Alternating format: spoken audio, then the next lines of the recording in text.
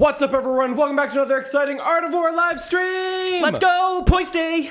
Points Day! 11th edition is here. We finally have it all. We have an app update. We have Munitorum field manuals. We got points to play. We got rules to play with.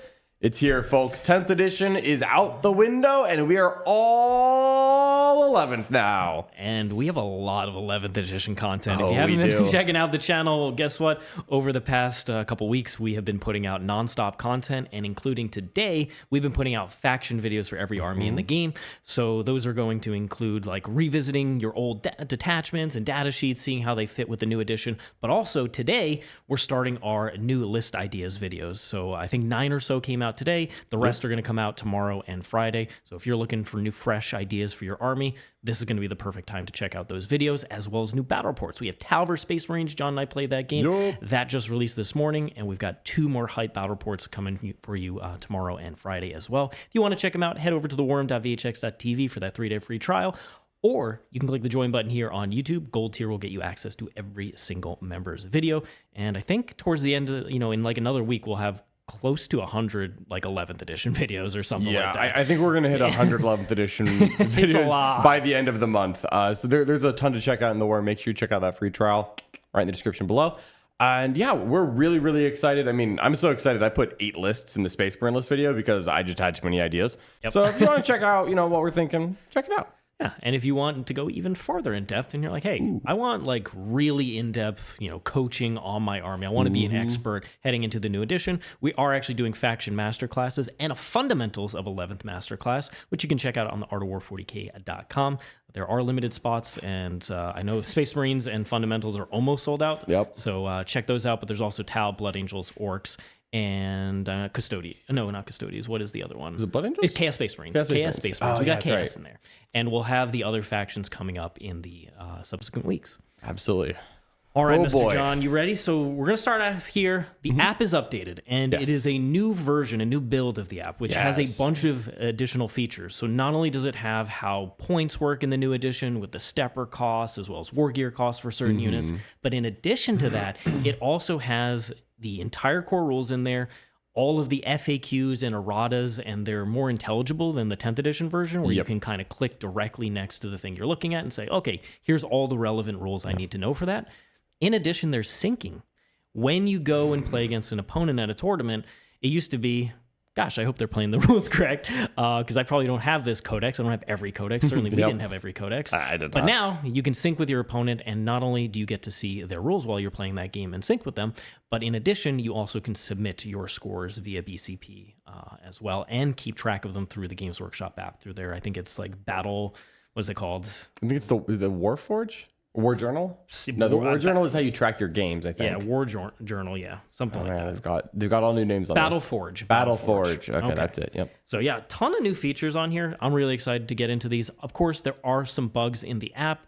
If you do have any that you come up with, one in particular is if you try and delete a unit that had an attached character, it's been like stopping you from getting back in. So if you're experiencing any bugs like this, let us know in the comments. We'll share those directly with Games Workshop so they can fix them as soon as possible. Yeah, I think that everything that I've looked at so far has just been a little bit cleaner and easier to read. And so they did a big update. I'm not surprised that there's, a couple of, let's say, nurglings in the wires. But it looks like once they give this another, do-over or two, it looks like there's going to be a pretty big improvement in functionality over the 10th edition version of the app, which is nice because the 10th edition one was like actually used fine. I know in 9th I just ignored the app. Yeah. And then in 10th I was like, I'll use this. 11th, I think I'm actually going to quite like this. Maybe in 1 or 2 more updates once they've got everything smoothed out. But I heard that deleting and re-uploading the app helped with some of the bugs. So I'm going to be trying that after the video because I noticed a couple this morning as well and I updated everything. Yeah, so give them a little bit of patience. It is a massive, massive update to the game. But we're happy to share any of those with the team directly to try and get them fixed as soon as possible. All right, now let's head into what you've wanted to talk about here, which is the points, the MFM. So the MFM is there's a digital points area on Warhammer Community, in addition to being in the app directly. So we're going to go through every single faction here, basically in order. And there's going to be a little switcheroo that happens at some point where Mr. Michael's on the PC right now, but for his factions, he'll come over here and switch with me. So it's going to be a little bit of a tag here. Before we dive into these points, there's Yes, sir. one FAQ that I want to call out that was in the app, which is that the FAQ says, the app says one thing and the Munitorum field manual says another thing. Which one is right? And it says the Munitorum field manual. So there, you might notice a couple of different conflicts at various points. You might notice something is support in the MFM and a leader in the app, or vice versa. Or maybe there's like a small mistake. I would say, and it seems like GW is saying, that if you see a conflict, go with the MFM as the correct version. Now, I'm sure that they'll get all of these small bugs and mistakes ironed out really, really fast. They've been so good about updating things in 10th edition that I imagine they're going to continue that pace in 11th. But until that point, if you see a conflict, and because I know that we're going to get 12 questions about this per faction, actually, so maybe 100, I think the MFM is going to be correct, is how I'm going to be playing things for the time being. Absolutely. And if you do have questions for us and want to super chat, we really do appreciate that a lot. We will get to those at the end of the video after we've gone through all of the MFM sections for each faction. So this is gonna be a long one. Buckle in, get some snacks, stay hydrated. We're gonna try and do that ourselves. I've got two drinks under the desk here. This is gonna be a marathon, but it's very, very exciting, of course, because this is gonna be the baseline that we're gonna play with. All right, Mr. John, we're gonna start off with the Adepta Sororitas here. Okay. All right, and above that is kind of like the information on how you design your list and some of the qualifiers, and there's more of that in the app, but we're going to dive right into the units here. Now, Games Workshop has not published the like green or red here because they're not comparing these points with the previous edition. These are just what the 11th edition points are. So I don't have every single sister's point memorized. However, I can basically tell generally what the important ones are going to be. So we're going to talk about some of the war gear costs and some of the stepper costs and that type of thing. All right. So going through, we've got our kind of mainline characters here. And I think Arcoflagellants go up slightly to 50 points. A lot of small units in the game that were around that like 35 to 50 or so, 55 points cost are going up about 5. It seems like they want to, those... Effectively, a lot of cheap characters that used to be operating solo as screens became support, so they have to join units now. Yep. And then the next thing becomes, so what 40-point or 45-point unit do I have that can then do that job? They increase those units by about 5 points in a lot of cases. Yeah, and I think that's fair, and I think we're going to see that a lot just due to the importance of having units to do actions. They didn't want anyone to be like, and 100 points, all my screening needs are met, because I have 3 squads of 3 people with pocket knives and t-shirts. Yeah, because the 9-inch coherency, it is a big deal when you start playing games. Yep. You can't fully screen your backfield, certainly turn 3 onward. Having cheapo units that can do it is impactful. All right, so if we're going to continue on, if we start looking at some of the data sheets here, Celestian Sacrosanct is the first one to really zone in on this. And that is going to be on the 2nd and 3rd unit, you're going to pay an additional cost. So first unit, you're going to get 75 for 5, and then 150 for the 10 model unit, which you typically see.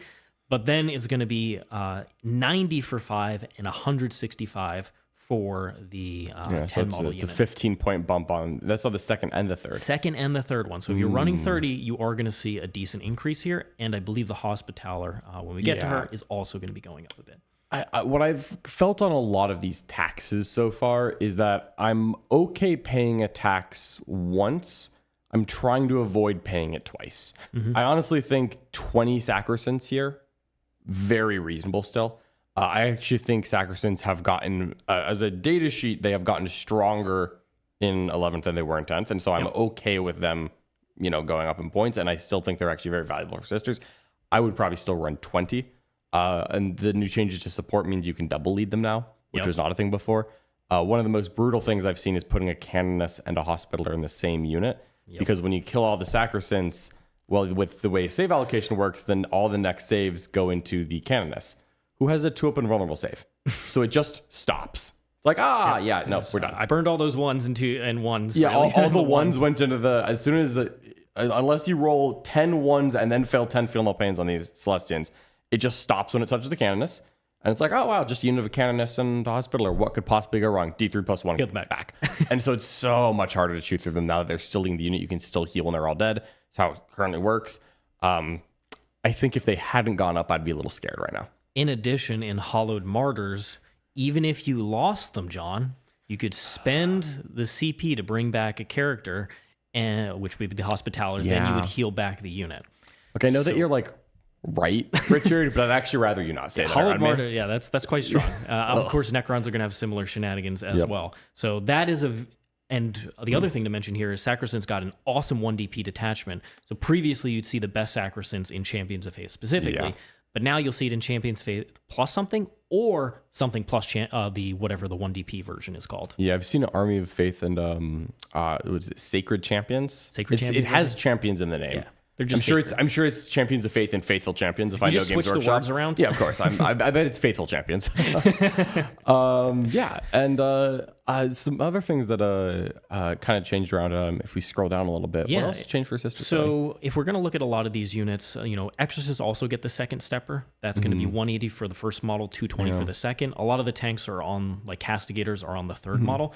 Hospitaller has the stepper on the second, but if you look at Dominion squads, they get a decrease on their base cost, as well as they pay for melt-a-guns now. Yep. And this is going to be typical a lot of the skirmish units that have a good war gear option. Pathfinders are another one in Tau, where the base cost goes down a bit, but then you pay for the good weapons. I know that some Citrus players actually still like the Flamers just to fill a unique role. So I think that's a big boon because I think that the Melta Dominions are completely dead, and you're not just going to run Flamer Dominions, but you're getting a discount. And that'll honestly help offset the whole Hospitaller plus Sacrosanct tax that we're paying right now. And one thing I want to call out on the Exorcist is it does get a stepper on the second one. Or the first one is a lot cheaper. The first one's down like 30 or 40 points. I think 30. It was like 210 or something. It was definitely over 200 before. And so I honestly don't mind an Exorcist at 180 just as a direct fire tank or one indirect tank that can use Miracle Dice to hit is still actually pretty decent.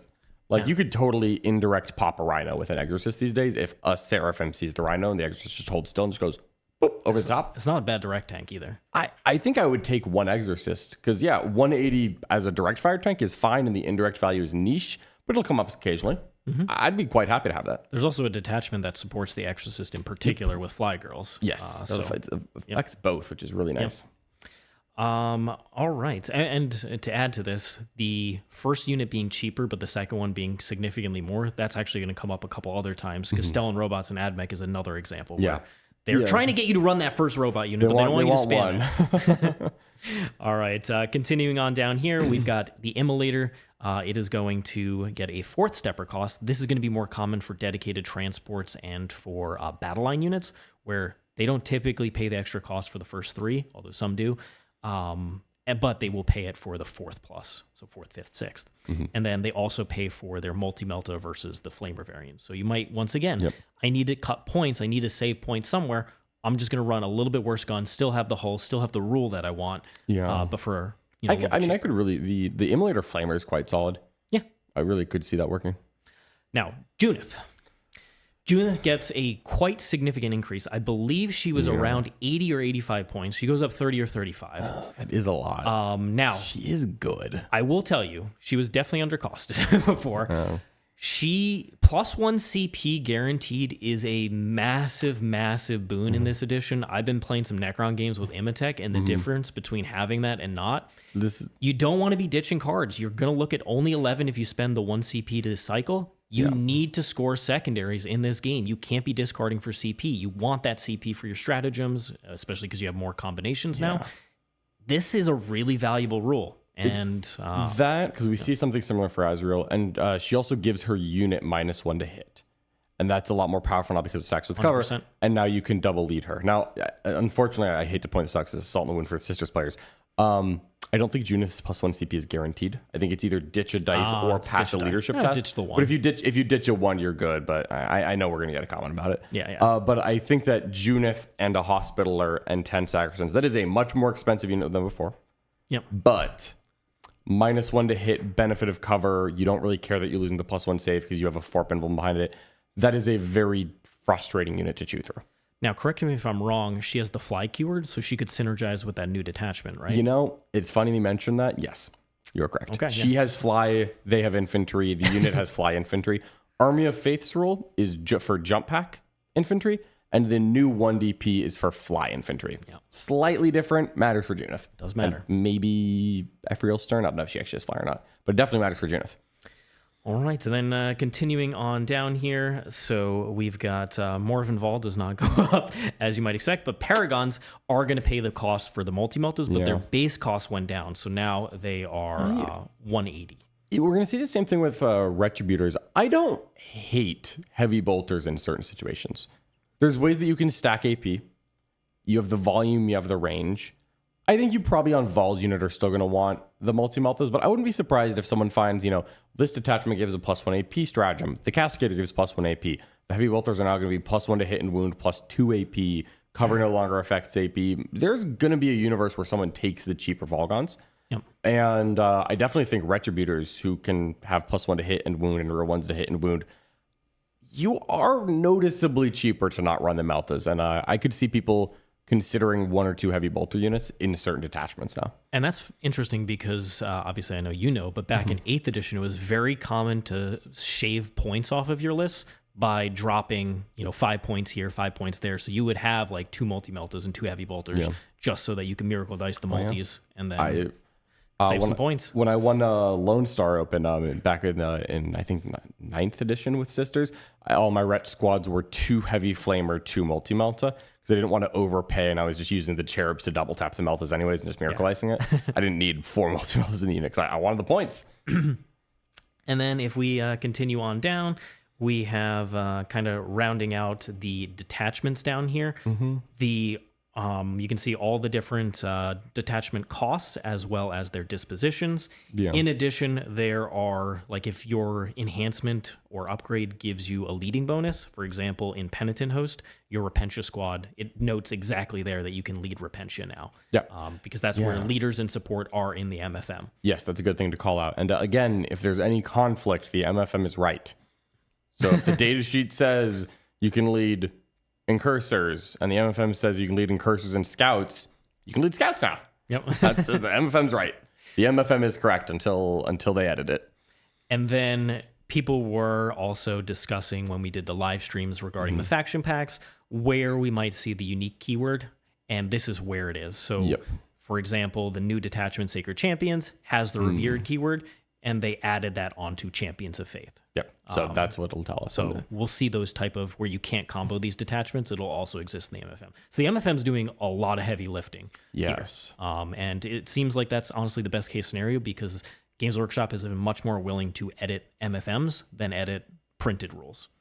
So I'm happy to see that this is a good way for them to change more than points with quick bounce updates, hopefully. So I'm really excited for what that means for the next couple of years of 11th. Awesome. Well, we're not going to go through like literally every single points for each army, kind of give a synopsis, take out the highlights. So we're going to move on here now to the Adeptus Custodes. And for the Custodes, the Golden Men here, they benefit, they're an interesting army in the new edition because mass AP1 and to some extent AP2 is very, very good. Mass AP1 in shooting. But they're going to take some increases on certain units here. It benefits their shooting, but it also hurts them. It hurts their 2-up saves benefited a lot from the +1 save. So there's very much a mix of increases and decreases here. I think starting from the top of this, I think a lot of the characters got cheaper. Many of the different characters, as well as I believe Allur's Custodians, came down a little bit even further. Which that's a unit that really likes. I think that's mostly because of the nerf they had in the Agents Index. That is true. Where the Agent Inquisitors can no longer be the Warlord. So now there is a Custodes character in the list. Even if it's a Sister of Silence, there is a Custodes character in the list. It can't just be Kyria Draxus. Can no longer be Kyria Draxus, tragically. But yeah, like the Blade Champion, for instance, comes down. Now, there are some steppers here on first and second units. So like Blade Champion, the second Blade Champion, if you spam the same character, you're going to pay a little bit of a tax. But for the most part, we're seeing a similar theme here. Like Caladia's Grav Tank, you pay it on the third unit, and you pay 15 points for the heavy weapon, but the base cost went down a little bit. Sure. Reasonable. For a lot of the big super heavy things, we're seeing a second stepper cost. So, for example, the Ares gunship starts at 580, goes up to 610. This is going to be true for like Taunar and other big things where, you can try and fit poor that one in, gunships. But running multiple is going to be prohibitively expensive for a lot of units. Probably the only person in the state of Florida who has 2 of those stupid gunships. Almost 3. I sold one of them. Okay, I'm down to 2. Then we have the Custodian Wardens here. So they're going to be at 210 for 4 models and 260 for 5 models, as well as you're going to pay a stepper on the second unit, which will increase it by 20 for both sets.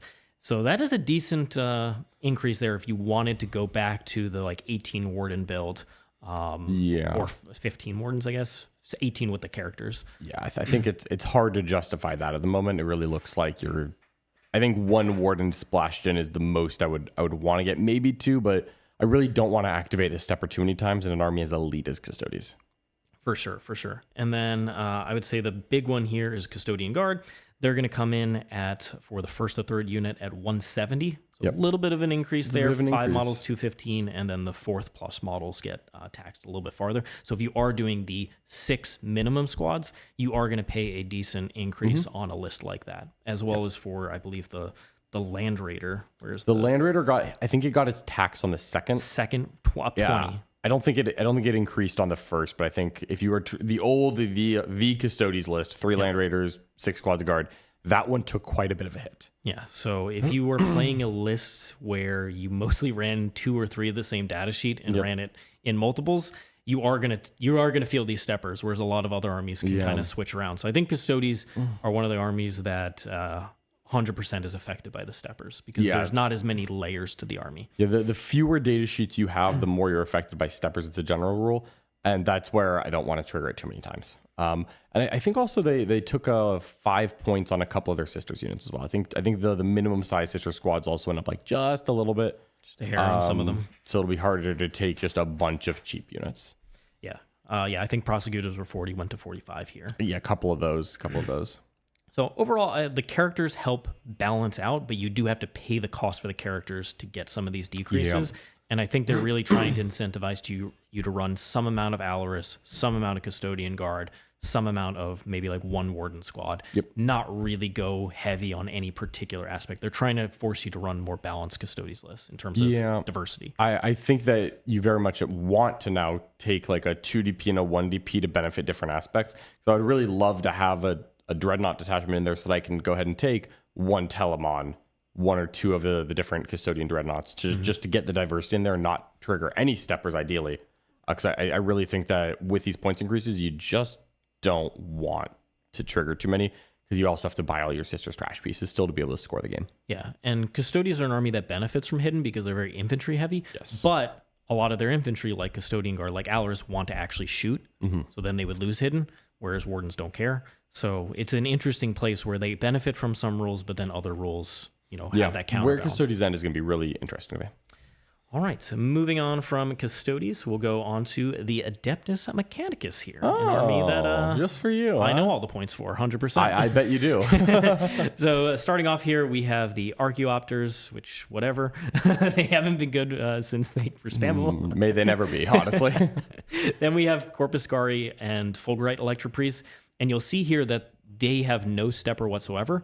And these are going to be common for units that are rarely seen or units that have specific detachments built for them, where if you want to spam them because you're allowed to, it's really the only playstyle that encourages that. It's the only time you're going to take them, really. Exactly. We'll see this for some Kroot units, but not all of them. But here, for the priests, if you are going to run Datasom, give them Battle Line, you don't pay the cost for also trying to run a bunch of them. Hastori, we did it! We finally did it. They are at a reasonable points cost. So the Fusiliers and the Exterminators are going to go down to 115 each for 5, which when you add in a Marshal, brings them back up to that like 150 points cost, which I think is perfectly reasonable. You get units that are call non-reliant on, and then they're also quite decent shooting. The Ignores Cover las cannons, even though they're short range, are quite good overall in the edition. So I'm very excited to start building and painting mine, which have been languishing on the floor for a while.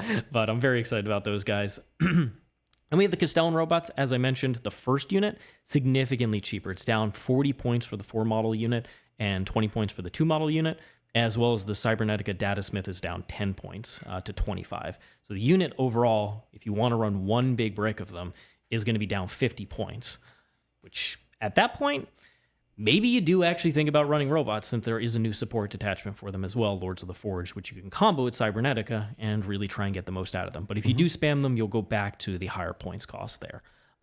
Fair. So, like, I am interested in robots. I have a lot of them and would love to see them hit the table. Yeah, I'd be excited if I saw one squad of robots in every list. That's that's the ideal. Just one little bumbling cohort of little tasty Cybermen. wafer eating robots. Yeah, of course. Then we've got the destroyers, a lot of like 5-point chip decreases, but not on the 6-man. So the 3-man goes down 5. Skystalkers go up 5. A lot of the fast skirmish pieces that were dominant in 10th edition have gone up 5 points or 10 points. So Skystalkers are part of that. Cerberus Raiders stay the same. The Servitors go up 5.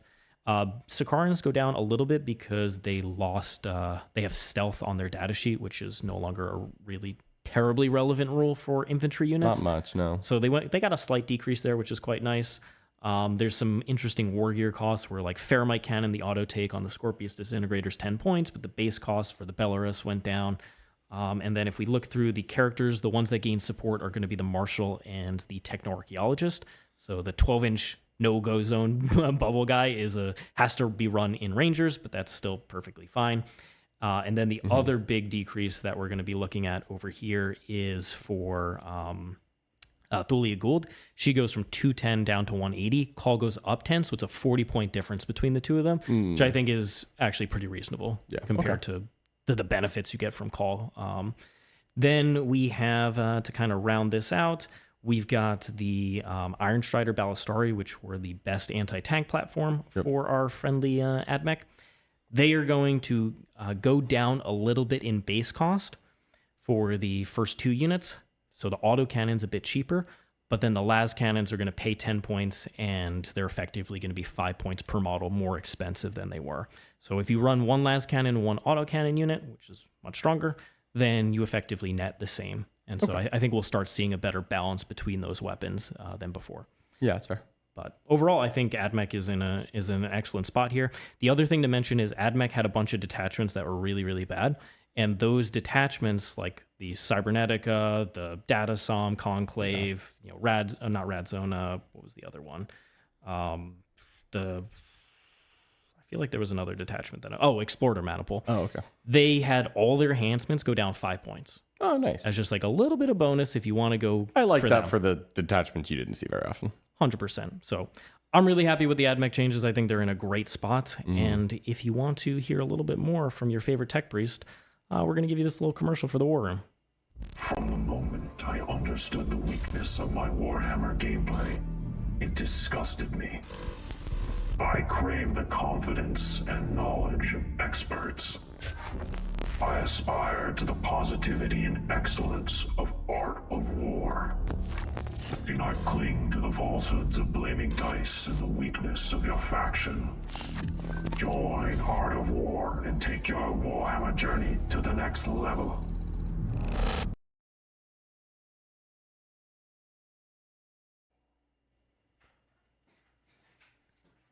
All right, so heading back here, we've got the Eldari. And so Eldari were an interesting place at the end of the edition because their win rate started to plummet as the points increases added up.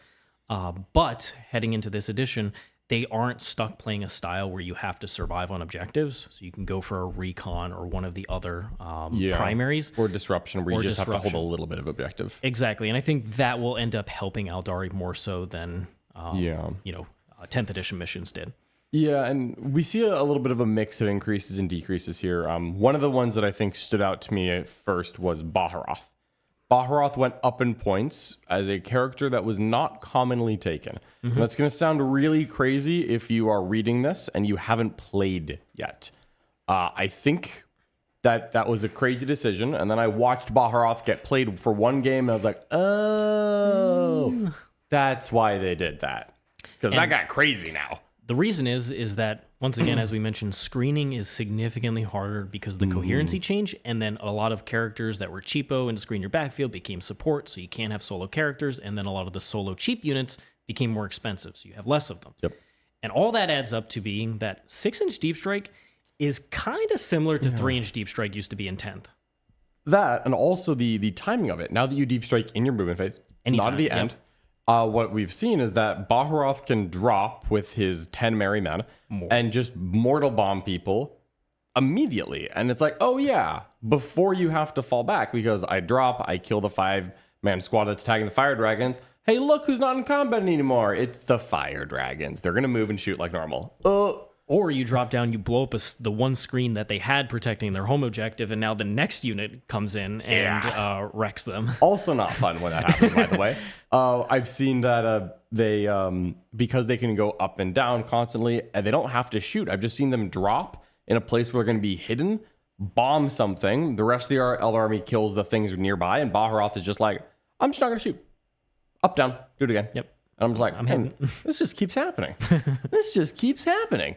So I think that one in particular looks crazy. Try some games. I think at the new points cost, I think Baharoth is still better than before. So I think he's going to make it into some lists. Yeah, especially if you're playing like an aspect host, which I think is still viable. 100%. I mean, Liam believes so. And if Liam believes man, you can't doubt the man. I can't really talk smack about that one. You cannot doubt the man. If we go through here, a lot of the like cheaper aspect units either went down.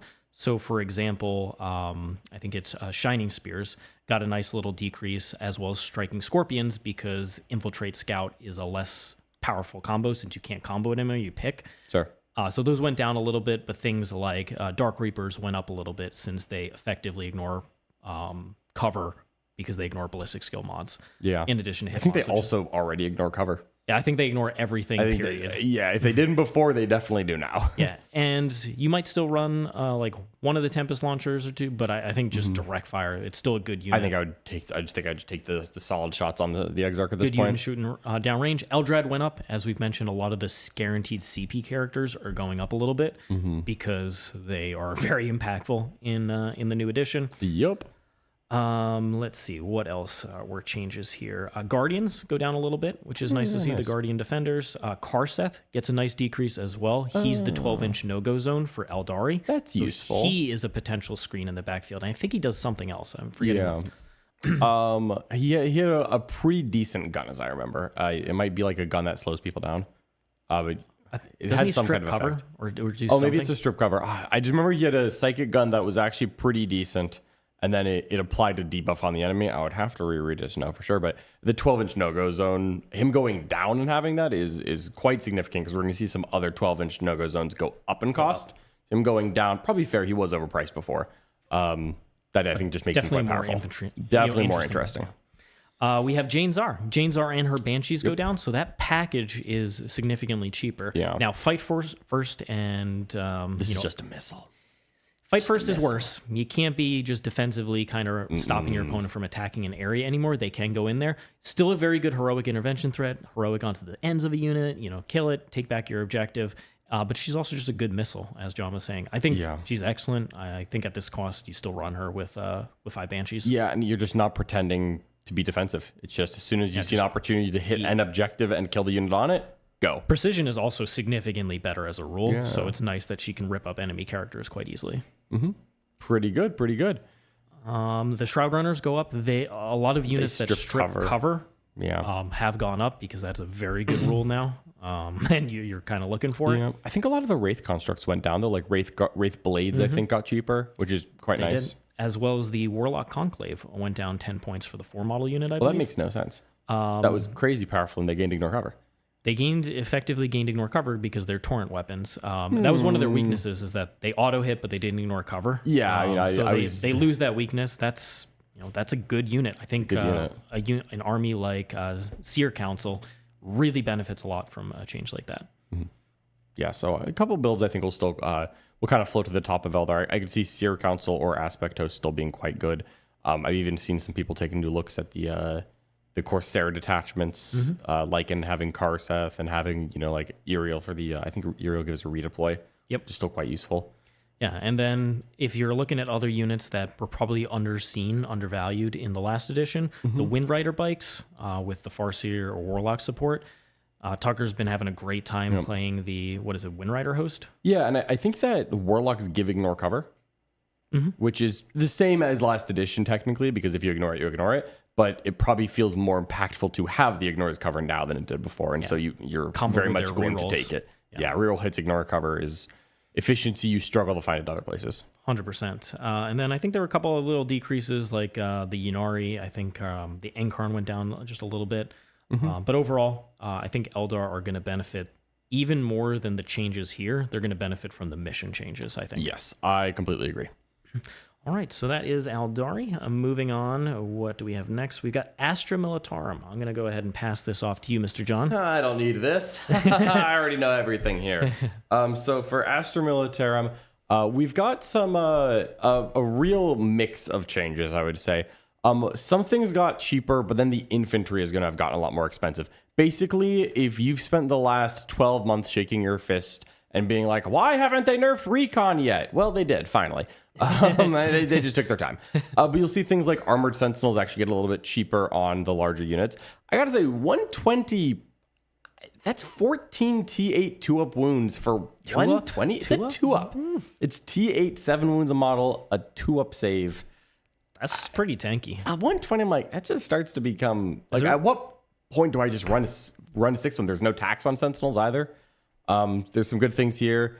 I think that they made a couple of changes to like there's going to be a couple war gear cost things. I think Bulgren got cheaper on 3 strongs only, which is I actually really don't mind having a couple 3 strong Bulgren. It's just like it's a 90 points push. Yeah. Especially as there's a couple of detachments that are going to benefit Bulgren a little bit more. Maybe give you some more orders of humans. So some cool things like that. Then I think that we're going to see like the basic infantry. Yeah. So every single infantry has the same cost now, which means we're the Death Corps squad that used to cost more now costs the same. It's 75 for 10. It's 145 for 20. That is an increase. That was, I think, Cadians were 65, 120 before. So up 10 to up 20. Yeah. That was very cheap. They are now up a lot. To me, that makes the Death Corps squad by far the best to just run by itself. But it still doesn't have the best leaders, so I expect you're still going to see some Cadians to take advantage of the Castellan, the Cadian Command Squad, which are probably a little better, and also like Creed, because those I think are a little bit better than taking the Creed Command Squads. Unfortunately, Creed has like the best infantry and the worst characters. I don't know why they did it this way. Marshal Dreer? Yeah, Marshal Dreer did get a lot cheaper. Commissar Graves went up when she's riding in her car. That went up in points. Her 4-pin car, which shockingly did not get played. But it went up in Guard points. have a lot of good units. Guard have a lot of good units. I don't know what to say on that one. Gaunt's Ghost actually, I think, went like 5 points cheaper. They are coming around to an auto-include for me because of the scoring potential. Yep. Especially if you take a non-direct mission. Like, take and hold, they're cool, but not as valuable. They just get for secondaries. But like if you do a recon, if you do a disruption, I mean, even a priority assets, you do like having a teleporting unit around. There's a game coming out, Necrons vs. Guard, where Ophidians and Gaunt's Ghost separately score like 13 secondary points by themselves in a single turn each. Two different turns. Honestly, fair enough. It matters a lot. Like I said, the screening disappears turn 3 onward, and you're just like, points, baby. Yeah. We're going to see some increases on and some taxes on things as normal. Most of the Guard taxes are hitting the 3rd unit. There's not a lot of 2nd unit taxes for Guard. But the Krieg combat engineers, they're a little more expensive, but like you're still probably taking a couple. I'm still happy to take 2, honestly. I think the Lehman Russ battle tank might have gone up a couple of points, but it's so much better with the cover change that I'm just kind of have to be okay with that one. There's a couple changes like that. I mean, we can keep scrolling through it. There's mostly it's the infantry squads are what got hit, and then there's taxes on the 3rd. So I think you're a lot more likely to just take like 2 squads of Kazarkin. The 3rd Kazarkin is a little bit harder to justify at its new cost, but you can still replace that with new units like 10 Tempestus Aquilons because 6-inch Deep Strike is just easier to fit into things. Yep. For sure. Yeah, other than that, I mean, really the infantry squads took most of the hits. I think like a really good recon list could have gone up maybe like high hundreds, like 180-ish, if you were just like all infantry all the time. Other than that, we see some small increases on things, and then we see taxes. I think Rogel Doran's got taxed on the 2nd one. Okay. But honestly... The regular one or the tank commander? I think both. Definitely the commander. I'd have to check the regular one. The commander definitely gets taxed on the 2nd. A lot of Grizzled Company lists, though, recently have been going down to 1 Rogel Doran tank commander before that change. So I think you just do that. And you're just going to take the 1. You still take the horses. I think Death Riders might have gotten slightly cheaper. I think Rough Riders stayed the same. You can still take like cheaper infantry. I think that the Cadian Recon Squad, that new kill team that came out, I think it looks a lot better in the context of what it costs compared to a Cadian squad. It used to be 15 points more, now it's 5 points more. paying 5 points for infiltrate on your Cadian squad, you get like side grady, slightly better weapons. You get a cool like order rule. Honestly, I think that's okay. And then we see a couple of units get war gear costs. War gear costs for guard are mostly on weapon teams. Like I think the big the bombast gun on the field ordnance battery, the FOB. That's what it is. Those, I think the FOB got cheaper, but now you pay for the indirect. And then the Krieg heavy weapon teams got cheaper, but now you pay for the flamers. So you could take las cannon Krieg teams and it'd be okay. Or the FOB, I think, is actually quite cheap. And I actually think the FOB benefits a lot with the heavy las cannons from being heavy because they're just too fragile to hold still. But if you like walk, I think they're infantry, so they can be hidden. And then they can walk 3 inches tap terrain, benefit from heavy, still shoot decently. I don't know if that's going to make them worth taking, but it takes them from being like just a genuinely awful unit into like, I could look at it. Yeah. But if you move, you can't get hitting on 4s with indirect? No, the direct fire. The direct fire. The direct fire. Use that as direct the fire. FOB, you think of the bombast field gun. That's what everyone thinks about when I say FOB, because you've totally seen these on the battlefield a ton, really. It has 2 direct fire options and an indirect, and you only took the indirect because it was a heavy weapon on an infantry that kind of cost a lot of points, and if it just like walked out and hit on 4s, it just like died. It wasn't good. So getting a little bit of heavy is nice. Cool. This feels like kind of like Custodes, where you're rearranging the deck chairs, where you can't really spam the same exact stuff all the time. You want to find those other options. Luckily, Guard has a gigantic list of units. Guard does have a gigantic pool of units. All of our good attachments are 3 DP, so it'll be interesting to see if anyone finds a good combo of the 2 DPs, which are noticeably worse, but get you an extra attachment afterwards, that to adapt to these changes. Yeah, I think Tucker's trying Hammer plus Abhumans and trying to run that older Guard style where you have a lot of Bulgrin forward pressure backed by infantry and a couple tanks. Yeah, I think the more combined lists are going to be hurt less than a recon list was. But recon was better before by a lot, so maybe now it's better by a little. We'll kind of have to play that out. Let Tucker get some recon games on the channel. Yeah, we'll see. The man loves bodies. Yeah. All right, and if you pass that friendly pad back to me. After Astra, I guess, are Space Marines under Space Marines or Adeptus Astartes here? The Space Marines are all the way down at Space Marines. Do you want to do how Space could they do Marines? That to me? No, we can go in order. All right, we're going to do Black Templars. All right. Okay, so for Black Templars, of course, they have a limited number of different data sheets here, but important ones is the Castellan. Previously, I would say the number 1 non-named character. He is going to go to support here, which means he can be comboed with the Marshal as usual, but he can't be, solo. He can't be solo anymore, which you didn't really do, but he is support, and he can still join the same awesome units. Yeah, that's not a big deal. You've got the Crusader squads, which I think the smaller squad goes down a little bit to 150, and then the bigger squad's 290, but there's no step or tax there. So you can still run. Nice. You can still run as many if you want to.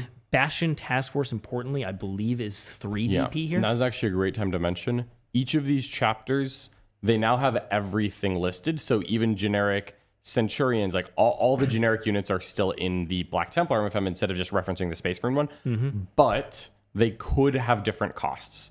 They often won't, but they could. Same thing with detachments. So I think that Black Templars, compared to Ultramarines, I think they pay 3 DP for Bastion Task Force, but they might only pay 2 CP for Stormlance because, in theory, they get less benefit from Stormlance than Ultramarines do, but they get more from Bastion than Ultramarines do.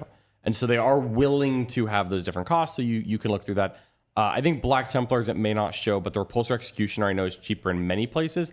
For Black Templars, because it has a multi-melta, I think, does it end up costing 240 still? 245 for the first one, for the first 2, and then 265 for the third one. Okay, so with the multi-melta, they have the most expensive Repulsor Also, it has full Executioner. rerolls access without Oath. Completely reasonable why this happened, but we'll see in Blood Angels and Dark Angels that they're willing to flex up and down on this. I think most other of the Space Marine units, though, they're going to cost the same Basically in the same. Space Marines that they do in Black Templars for most of it, which we'll talk about probably more of that in the actual Space Marine section so that we leave something to talk about. But I think Black Templars in every Space Marine chapter do benefit from the support and leader distinction, because all of the support and leader stuff that we had before was very much if led by a captain. And so it kind of did away with all the non-captain leaders like librarians and chaplains, because you couldn't stack a lieutenant with a librarian. but now you can. And so there's going to be a couple of more interesting Not in Black possibilities. Templars, though, right? Not in Black Templars, not librarians in Not this librarian case, specific. but you could stack a couple of more interesting things. Yeah, 100%. And that helps some of the, like if you were not like trying to go for top tier competitive Black Templars and wanted to run some of their more unique character options alongside a Castellan or Marshal, now you can try and do that. You could have a Justiciar and a Captain in the same unit now, or you could, you could do an Apothecary and a Chaplain, for example. There can be a couple of different options. Yeah. 100% more diversity for those larger units. Yep. But I would say the main changes are not really the points. Black Templars are going to kind of stay roughly similar to where they were. It really is the detachment options, which, as you pointed out, Stormlands being 2 DP, it is a great combat detachment in terms of the speed, the reactive move, the shenanigans. So we might see more of that for Black Templars, and then you combo it with, like the Emperor's Champion detachment or something like that. Or you take, can they take the generic 1 DP Marine ones? They can, right? Yeah, they can. Black Templars can get not Librarius. Actually, I wonder if Black Templars... Hold on. Scroll down. Can Black Templars take Librarius? I know what you're saying. John, they don't get Librarians. Yeah, but they're getting Psychic Inquisitors, and I want to know. I don't think it's listed here. I mean, I guess we'll go with the app. Or I guess we'll go with the MFM, right? They said trust the MFM. That's a pity. I don't see it listed here. All right, come on. Librarians My Kodia's dream. But yeah, with Bashing 3, maybe that is still a viable playstyle. You can't string out anymore. The surge moves are a little bit worse, but I wanted Stormlands it's still a plus lot of Librarius. Bodies. But I think Stormlands plus something might be one of the more like powerful ways. Or you keep the classic Gladius is also really good. So wish Black Templars got like a little bit stronger 1 DPs, frankly, considering the power of their codex detachments, but it is what it is. I think the Sword Brethren one. There's a Sword Brethren one. I'll say that they do benefit from the decreased cost of the Redeemer. The Land Raider Redeemer. They do. That is one of the better tanks for them. Let me make sure it actually went down for them. It did. It went down to 250. 250. Cool. Yeah. Are the points separated here? So see, it says Space Marines here. Yeah, they're separated. The Black Templar stuff's all at the top. This is a Black Templar's repulsor or whatever. Yeah, Black Templars have a lot of their own data sheets because they don't have Oath. So, like, they have their own Sternguard veteran squad, which is noticeably worse than the Space Marine one Way because worse. it doesn't reroll wounds against the Oath target. Yeah, they have unique data sheets for a lot of things, more than you would expect for just being the Black Templar units. Okay, Let's move on to Blood Angels next? Yeah, let's move on to the Blood Angels. So the Red Angry Marines. Now they get. Whoa. These are the red, totally in control of their emotions Marines. They don't need to be in control of their emotions. All They right, just well, need that's to fair. murder in the name of the Emperor. Okay, John. Of course. You can respect that. Yeah, when you kill all the guardsmen, all that matters is whose name you're saying. It's just like an Inquisitor. Yeah, Corrin, Horus, scream whatever you want when you're killing guardsmen. All right, so if we kind of go through here, there's some small increases on things like Commander Dante, as well as there are going to be stepper cost for some of the more powerful units. Death Company Marines in particular with jump packs get a bit of a stepper cost, as well as Sanguinary Guard on the 3rd units that you take of those, which, at the end of the day, you're probably still going to go for the 3rd unit of Sangard, or if you're running one of the detachments that buffs Death Company, you'll probably still grab it. But you'll have to cut points somewhere else. Yeah, if I was doing a Death Company list, I could see myself only taking 2 Sangard units. But I think I'm always taking 2. Even at, I think they got did the first 2 get a little bit of an increase? Or are they the same? They are the same, I believe. They're the same? Okay. For some reason, I thought they were like 120 or 115. They're 125, which I think 125 is now? the same. Okay, fair enough. I could be wrong on that, but if it's not the same, I would pay 125, 5 so I points don't really off. care what they were before, because I would pay 125 for that unit. Yeah, for sure. But overall, Mephiston goes down a bit. Fight First is worse. But the Sanguinor, I think, remains the same at 130. And I assume that's because his rule to come in is still really strong for manipulating combat, even though he has Fight First. Yeah. Also, he has Precision, I believe, on his weapon, which is a strong role. I think that might just be an epic challenge thing. Yeah. He is still quite good, but with Fights First and pylon changes, he's probably less good than before. And then Sanguinary Priest, he is now support, which means you can put the Sang Priest in Blade Guard for the 5 of Pain, making that unit quite tanky. Then you can add in a Captain for free stratting or one of the other characters to really amplify the power of that unit. You could do like Chaplains. You could do Chaplains and a Sang Priest. Again, that's a combo you didn't have before enabled by support. So that's quite good for them, I think. Yeah, 5 of Pain plus 1 wound. Heck yeah. I'll take it. That's in lag. That's really good. That is pretty darn good. And then if we look through the Marine units, Blood Angels previously were one of those armies where They took certain melee combat units in Marines and made them To 11. vastly better. And Assault Intercessors with jump packs is one of those units. And so they are a little bit more expensive than the normal Marine armies will pay for. Yeah, they'll keep the increase on Blade Guard veterans that Space Marines are going to lose. Their Assault Intercessors and JPI cost slightly more, I think like 5 or 10 more than the Marine equivalent. Just a couple of instances of that for Blood Angels because there were units that were, let's just say, built different in lag, where we saw the normal versions go up in points after being completely untouched, right? Yep. And we'd be like, oh, come on, did that have to go up? I think Outriders might have been one as well, where Outriders get cheaper for I Space think they Marines. get 5 points cheaper instead of But 10 yeah. points cheaper. So just keep it a little more. They go down to 75 for 3, which frankly in RCO, Rage Cursed Onslaught, that's quite good. Yeah, I know Jack really likes using that unit, and so they're still getting cheaper here. But then in exchange, they're going to get things that are cheaper than they are in Space Marines, like the Repulsor Executioner, which is objectively better with +1 to wound against your Oath target. And so Blood Angels get a little bit of a discount on it as they lack that and they don't quite have the shooting buffs to make up for it. 100%. And then if we look through the detachments real quick, at the bottom, we've got Angelic Inheritors and Lag are, of course, going to be 3 DP. But the Stormlance, once again, is 2 DP, so you can combo that with the Sangard 1 DP detachment or one of the other options, which is pretty interesting. In addition to that, something like Angelic Host, which is like a teleporting style, gets more interesting because you could bring in something else alongside of it to try and amplify it a bit more. Since it's less damage focused, more mobility focused, you can try and go grab something that'll help those units. So I think Blood Angels have more list diversity than they had before because you don't have to simply run Lag or Rage Cursed or I'm excited to see Angelic that. Inheritors. So I think there's will be a little bit more competition. I know Jack is actually going to play the Stormlance version of Blood Angels in Friday's Battle Report versus my Necrons. Ooh, very exciting. Okay, Yeah, cool. so get to see that in action. All right, so that was Blood Angels there. Let's scroll back up to the This is top. the Chaos Demons. These Marine things are gigantic. They My are God. large and long documents. All right, so we're going to go to Chaos Demons, and you're going to get the lovely, the best hair in the business, Mr. Michael Mann stepping in for me right here. Oh, Michael, man. Absolutely. You guys gotta high five me. We Step got out a high here. five on the way in. All right, let's talk about some Doom. Oh my god. Okay, sorry. I brought the chaos. To Man, the the set, incursion. dude. All right, so demons. So demons points, you're gonna notice pretty much. Oh gosh, I turned it sideways and it all went away. Their points went up kind of across the board. They did. I do think demons, however, benefit a lot of unique ways in 11th edition, right? So cover as a concept is a real thing for demons now. Now, notably, Incredible. that existed for like but your exactly Bloodthirster Khorne. had cover. Yeah. Yeah, okay. So you can now have like Lords of Change that have cover -1 to hit. Yep. That's You an can't get act that cover is- against That's a them. very significant, defensive buff, right? Now, Beast of Nurgle are going to go up like 5 points. Not enough. Be'lakor is going to go up. He went up like 20 or something along those lines. I don't remember the exact number. Blood Crushers, way down. Yeah, that's interesting. Cheap. And you guys, there's a new mounted detachment, right?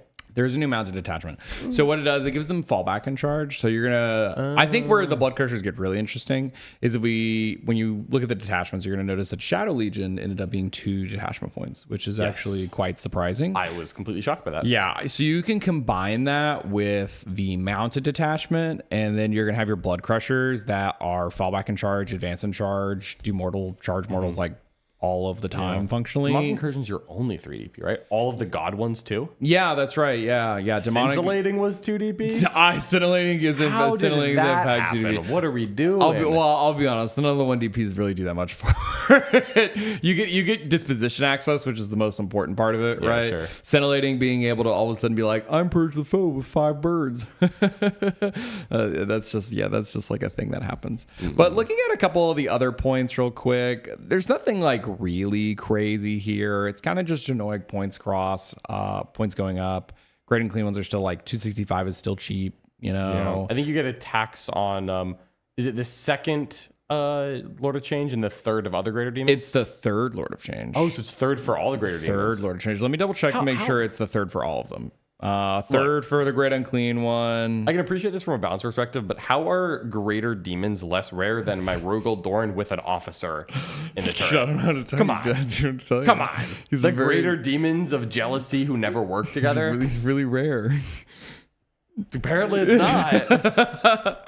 But yeah, it's like actually like really good. Now, okay, small comment. Why did the changeling go up 15 points? Okay, the changeling is crazy. No, the changeling you can roll it. crazy. You can roll a dice, make a -1. No, guys, he -1 was fine to hit It's good. is it's fine crazy. at 90. It's crazy, Michael. It was fine at 90. It was fine. No, also the battle shock ability, because Yeah. units are battle shocked for longer, they just never interact with him. Well, they always pass it anyway. No, they don't.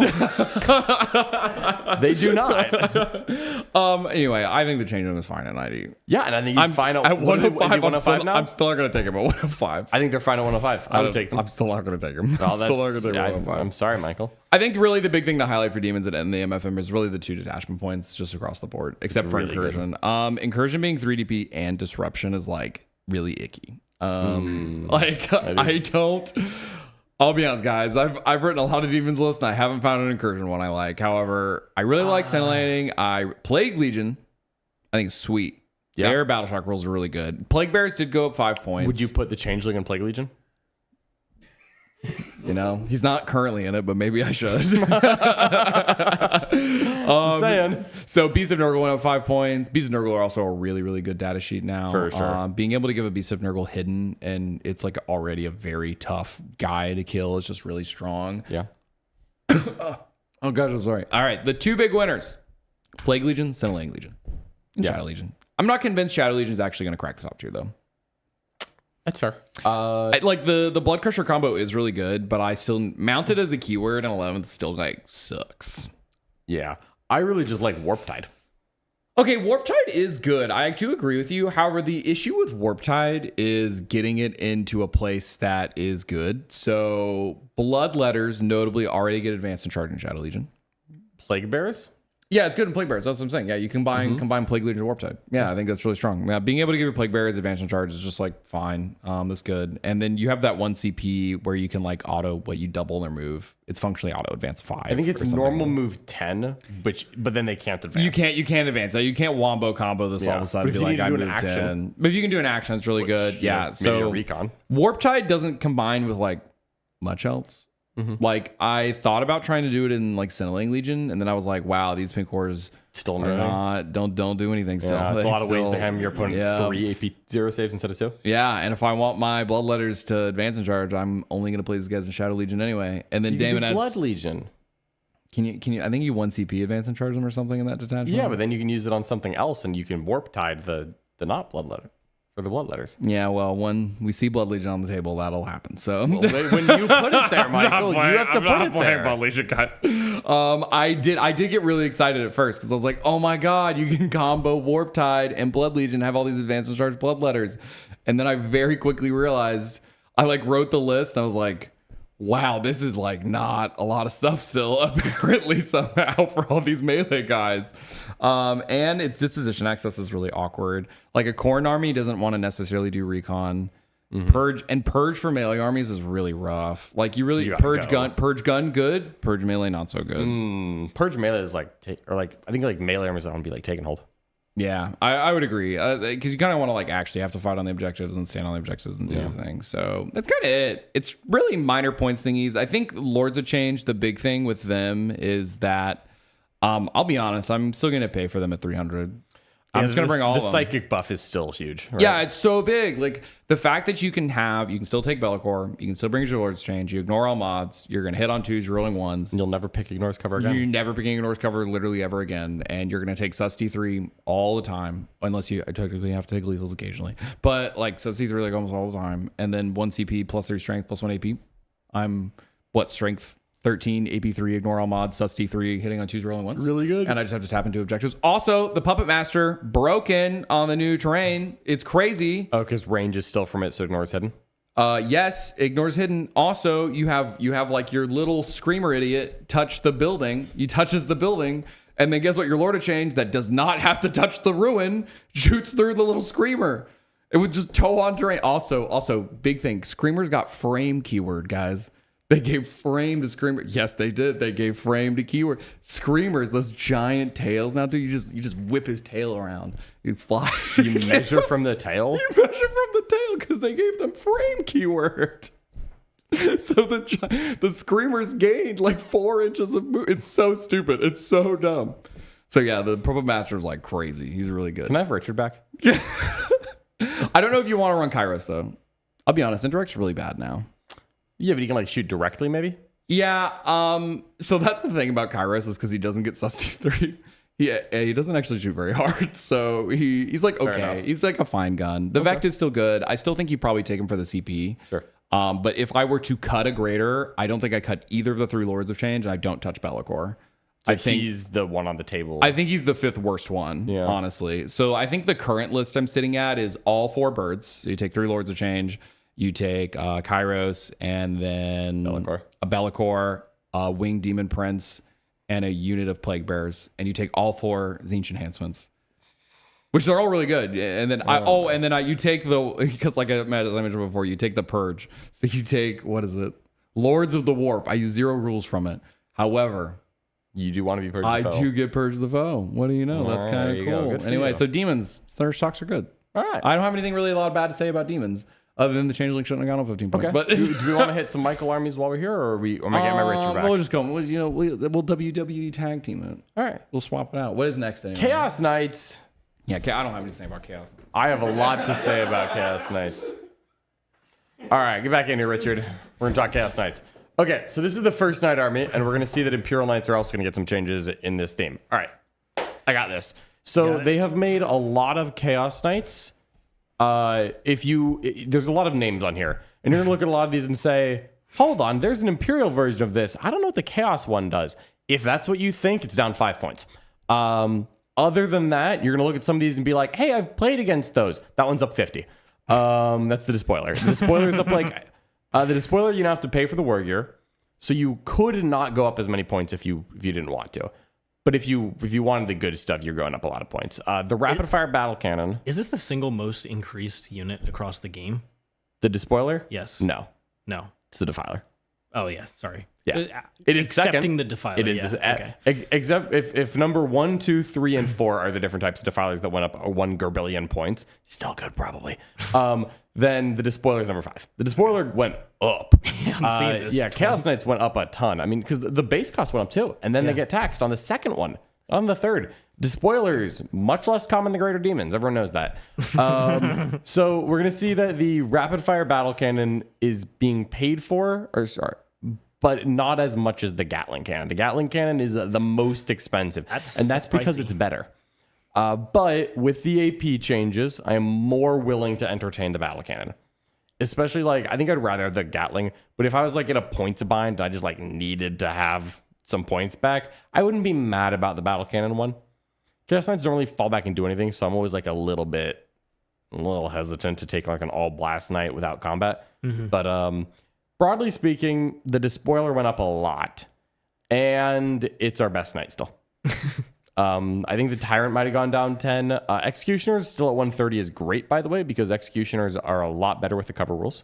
And especially because in one of the 1DP dog detachment, you can upgrade them for I think it's 10 points or something I'm just going to pay to ignores cover. So you can have 140 each. You can have basically a Helverin that ignores cover. And you're like, oh, that's actually worth paying for. Do you think there's going to be a shift here to the War Dog heavy style away from Triple Big? No, I do not. Really? Any further questions?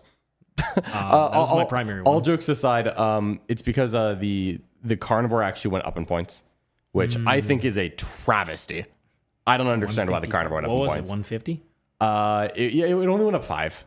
Okay. It's just the principle. At least they don't pay steppers on any of these. So the main thing is that Chaos Knights as an army don't have ignores cover. There's enhancement for it, but you don't have characters and war dogs. So you can get the little war dog, the Executioner, to ignore cover, but you cannot get any of the Melta Spears to ignore cover ever. So you remember how I would always roll up and I'd be like, this is 8 Demon Breath Cannon shots, and you'd end up taking 2 saves and you'd roll a 6 on one of them and you'd be like, wow, John, that just did so much less than I expected. I can't roll the 6 You've been there a couple anymore. times, right? I can't roll the 6 anymore. You're right, and I can't hit 2 of them anymore because I hit on 4s now and I don't have rerolls. So I unfortunately think that the Demon Breath Cannon, the thermal cannons, like the Stalker and the Huntsman, those both feel a lot worse to me. The Executioner feels better, a lot. The Brigand with ignore cover against objectives feels better. So I think you can do shooty ones and then carnivores. I think that the 2 mixed Melta Knights, I think the 2 mixed armatures are out though. So, and I gotta say, I'm complaining about the despoiler going up. The reason the despoiler went up a lot of points is because, God help us all, it got better. It's because plunging fire is crazy, and your opponent not getting cover saves against my mass AP1 and AP2 is crazy.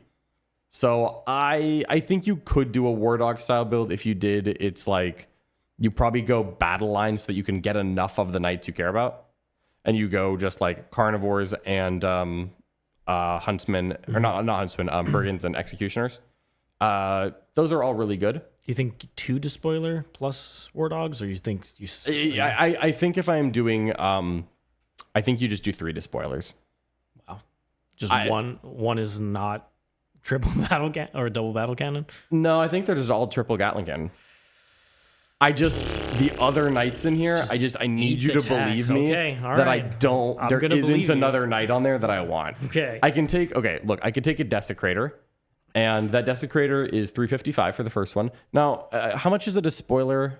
The third despoiler. It's 400 base plus 50 for 2 Gatling cannons. Okay, so it's 450 for the third one. Yeah. Oh, for the second and the third one. Second and the third one. Sure. Yeah. That's only 95 points more than a desecrator. And a desecrator doesn't do anything, and a despoiler does a lot of things. Because you see, the despoiler is actually better in combat, because if you touch it, I point my guns down with plunging fire and you die. Is this a preview for how you think about the Defiler being still awesome? No. Damn it. Look, if you have one hard. thing that does the job, I'm not going to pay less to still not do the job. Right? All right. Yeah, I played that desecrator at Ballistic Skill 2 with old cover. I think I got 3 rounds into Muzeni's T-Suns without getting a damage through, because I just kept rolling a 1 to hit, a 2 to wound, and then he would pass the 5 up, and I'd be like, oh my God, this just can't happen. This just keeps happening. I couldn't kill a rhino. I had a whole thing of if the desecrator pops the rhino, which gets to roll no dice, didn't happen. I was like, yeah, this is insulting. So yeah, I think that Chaos Knights, I think you really need to play with it, because plunging fire is brutally good. Plunging fire is really good. And if you want to get plunging fire, you have to get close. And if I'm getting close, I no longer want the battle cannon. Yep. So I think getting close is still what you need to do. And that means you are going Gatlings. At least I think you could do 2 despoilers, 1 desecrator just to get the 95 points back. It's actually one of the sample lists that I wrote in the Warhammer. At least Infernal Lance is Purge. Which yeah, and that's the thing, right? Definitely helps. Is that when you look at the detachments, you look at what you want to be playing as Chaos Knights, and you want to play Purge, and that's telling you to go Infernal Lance. And once you're going Infernal Lance, big damage. You kind of want the despoilers because you got to kill people. So I think that I don't think that there's a really a detachment that I love for the War Dogs, because hunting Warpack is reconnaissance. I don't really want to play disruption, if I'm being honest with these.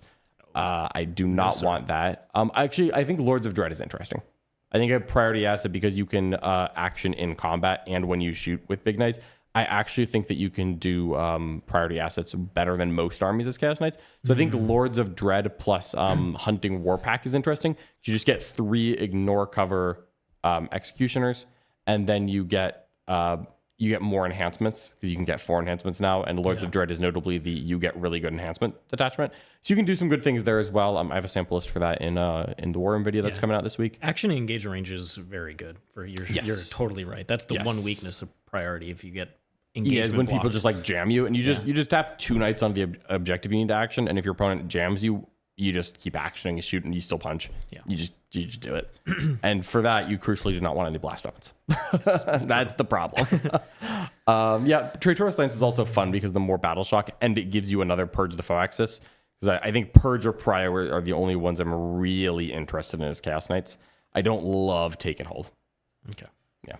All right, well, let's head on over to another Chaos faction here, the Chaos Space Marines. Chaos Space Marines. And I think we're going to be looking at some changes here, because Chaos Space Marines have been on a disgusting tear, largely on the back of the Defiler. the spiky defiler. Yeah, let's skip to the good part. This is our first crab to talk about. So this is the best crab as well. Yes. It has reroll wounds as its data sheet roll somehow, in addition to all the other buffs it gets. Mm-hmm. It is 300 points base, which is a 50-point base increase for the first one. Second one is at 330, an 80-point increase. And you're going to pay 10 points per autocannon. Usually you saw 2 of those. So that means the first one will be 320 most of the time, and then the next one will be 350. That is a real increase. That is you know what? Shout out to GW for not doing what they did to Catan. Not half measures. Because that was stupid. And I'm really 15 points wouldn't have done it, John? I don't think 15 points would have done it. I will say it is possible that this 70/100 increase is enough. I'm not convinced. I need to play a couple more times against actually pointed crabs because those things are just crazy. And I think the data sheet is stronger in the edition because of the volume of low to mid AP firepower. That is better in 11th than it was in 10th. As well. Tone is better in 11th than it was in 10th. Now, this is a large points increase. And I think in 10th edition, this points increase would have just been enough by itself. But because of the 11th changes, I'm still on the fence of how many crabs would I take? I think you're definitely still taking one. And I need to see. I need to play against 2 and have it be easy before I'm convinced. I wouldn't be surprised if we're still on 2. It is a pretty ludicrous data sheet, and all the AP one is I like this. I like these changes. So we'll see about that. Yeah. Abaddon gets a little bit of an increase here as well. Mm-hmm. I think Huron and the Masters of the Maelstrom. I think Huron's the same. Or maybe it's just the mom. I think the Masters of the Maelstrom go up 20. Yeah, it's something like that 10 to 20. There's some war gear costs for things like the Forge Fiend gets a cheaper base cost. The Ectoplasm costs some amount of points. Huron's still 120. I think he was. Can I go on a rant about Defiler war gear cost? Sure. Okay, great. So there actually isn't war gear cost for Defiler. They just misprinted the base cost. It's supposed to be 20 more. You don't take the good weapon. You don't get gun shy at the finish line and take a missile launcher instead of las cannons. It's not like, oh boy, I could pay 330 for a tank that kills everything or 320 for a tank that doesn't kill everything. You've already paid the 320. Just add 10 more. Just autocannons, las cannons, both valid, both good. I think the autocannon stocks went up a little bit. I think on CSM where you reroll wounds, I think that the autocannons are a little bit better. A little bit. I think sometimes you could do las cannons, but do not get gun shy after the first 310 points spent and get shy about the last 10. Just take the good gun. You're already there. Take the good gun, kill him. Look, I'm not paying 300 points for a tank that doesn't kill what it shoots at. I'll pay 320 for one that does, though. Just take the good guns. There's no flamers. There's no combat. There's no missile launcher. None of it. I think people are going to agree with you. Yep. Now, I'm just letting people know. Don't get tricked. Chosen go up for the second and third model as well by 10 points for the 5 and 10 model unit. Vashtor also gets a 30-point increase, and that's on the back of him being -1 to hit, which combos with the... No, it's on the back of Vashtor being hilariously undercosted in 10th. He was undercosted. He was insanely good in 10th. He's one of the best data sheets in the game. Now, don't tell that to my broadsides, which one tapped him. Look, I've shot him to death too. I managed to find out he didn't have any rules because I accidentally killed him with Tyranids and he had no vehicles in the army. That has a bunch of tricks. Yeah, it's good. So he's more expensive. The stacking of -1 ballistic from cover and -1 hit is very, very strong. And then overall heading for CSM here, they get a decent amount of increases, mostly on the Defiler, and then a little bit around the edges of that. So a normal CSM list probably only goes a little bit. A Defiler-based one will go up significantly. But they have quite a bit of access to Purge the Foe. Now, their detachments have good options. Yeah, they have a lot of detachments overall. But if we're looking at some of the interesting ones here, they have a 1 DP Purge the Foe, which they kind of want to grab. They can combo that with a lot of the older detachments that exist, and I think there's some interesting ones there. Nick is on the Fellhammer Siege Force, I believe is what it's called. I think he plays that in a Murder's Talon in a Worm game we've got coming up soon. He's going to be playing that against my Grey Knights, and that list has 2 Defilers in it. at the new points cost. They're not bad. And they are still pretty good. You can also have gigantic bricks of Chosen with masters and a character inside that are very difficult to kill with 5 of Pain and -1 to wound.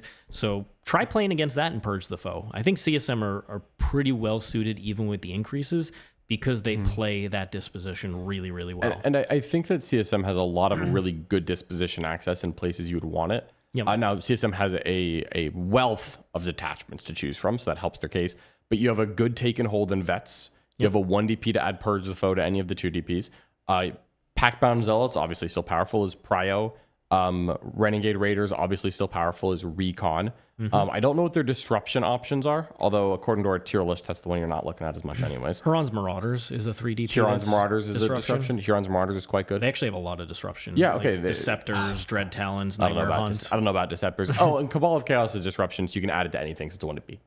Okay, so you can easily dip into any of the 5 force dispositions for CSM and think they have the wealth of data sheets to adapt to whatever disposition you wanted to play.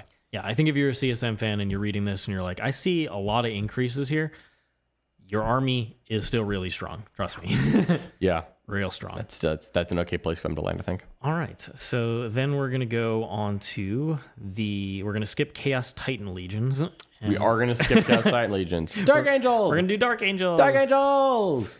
All right, John, take it away. Would you All like right. Nah, I'm good. All right, so Azrael went up 15 points. Azrael giving a command point is still very valuable. And Azrael giving a Fort Benvol is a better thing than before. So Azrael is more valuable than before. Him going up 15 is an unfortunate thing that happened, but I think it's okay. Deathwing Knights, we see a small decrease on the first, increase on the second and third. So if you take 1 Deathwing Knight, you're down 10. If you take 2 Deathwing Knights, you're neutral. If you take 3, you're up 10. I don't think we're in a world where you're taking 3 ever. I don't think we were before. I think 1 slightly cheaper, I'm actually really okay with. Is just like, this is a good, tough Ingress piece. I think 1 Deathwing Knight, I'm a lot more willing to splash than before. I was on 0 in most of my lists previously. We do see some really good things on some other data sheets. The Inner Circle Companion, a 6 strong, is down 10. That is great. They're -1 to hit if they're being led, which is a big boon. Really, yeah, really is. Really big boon. That unit hits hard, too. A ton of attacks. Yeah. There's attacks on the 3rd, which to me doesn't matter that much because I'm not going to take a 3rd. That's fine. I think 2 is okay. I think the Landspeeder Vengeance gets a massive glow up in the fact that it didn't go up in points, and it deserved to. And so we are okay with it not going up in I guess points. if you take the 3rd, you take the stepper cost. Yeah, whatever. I'm just going to take 3. Yeah. This is a stepper cost you pay, people. This is the one you pay. At 10 Do not points. get gun shy about a unit that should have cost 140 points and not take it because one of them's 130. It's okay. And it gets really good benefit out of the Dark Angel 1D piece is the thing. They get tremendously better with either Dark Age weaponry or Dark Flight Arsenal. Dark Flight Arsenal, Dark Age weaponry. I don't know. Oh my god. Let me scroll through every single. It's Dark Flight and Dark Age. Yeah. Dark Flight Pursuit and Dark Age Arsenal. Yeah. Yeah. All right. I got there first. It's really good. We see some of the Ravenwing units go down. The Dark Shroud, I think, goes down because it no longer has a rule that I care about. So that's a little unlucky. But the Ravenwing Command Squad and the Ravenwing Black Knight go down like a smidgen. Mounted, not particularly good, but the Black Knights are like 75 for 3. If you're taking one of the plasma attachments, we're starting to get to the point where I'll take that as just like 3 is like a throwaway trash piece. I'm really not mad about that. The last thing to note is that the Lion went down, and unfortunately, I'm of the opinion that the Lion is about 50 points overcosted because without fights first, he is not doing much else. I think that Dark Angels have interesting room to pivot because Landspeeder Vengeances are complete spicy fire. And I quite like the Inner Circle Companion changes because there's one thing that Inner Circle Companions want to be led by even more than Azrael, and that is the Librarian. Any character gives them -1 to hit. Librarians give a Fort Benvol. We're going to see that Librarians for Dark Angels cost 60 points. That is not particularly expensive. So a unit of 6 Inner Circle Companions with a Librarian is now 230. They are -1 to hit. They're Fort Benvol. Then they get the cover benefits. You could be -2 to hit in theory. I think that is just a really good package for the cost. Do you grab Librarius Conclave? Richard, please.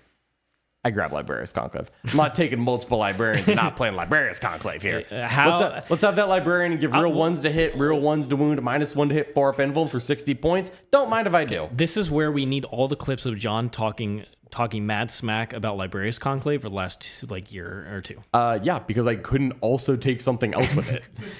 Yeah, but I just want to hear those clips. Folks, units are better if you add more rules to them. I will never play Library, blah, blah, blah, blah, blah. Good. You've come around to the Librarian, John. Yeah, they're a lot better now. He's been in his books. Dude, they got cheaper. They joined units that got cheaper. They got more rules. I also get another detachment. I'm okay with that.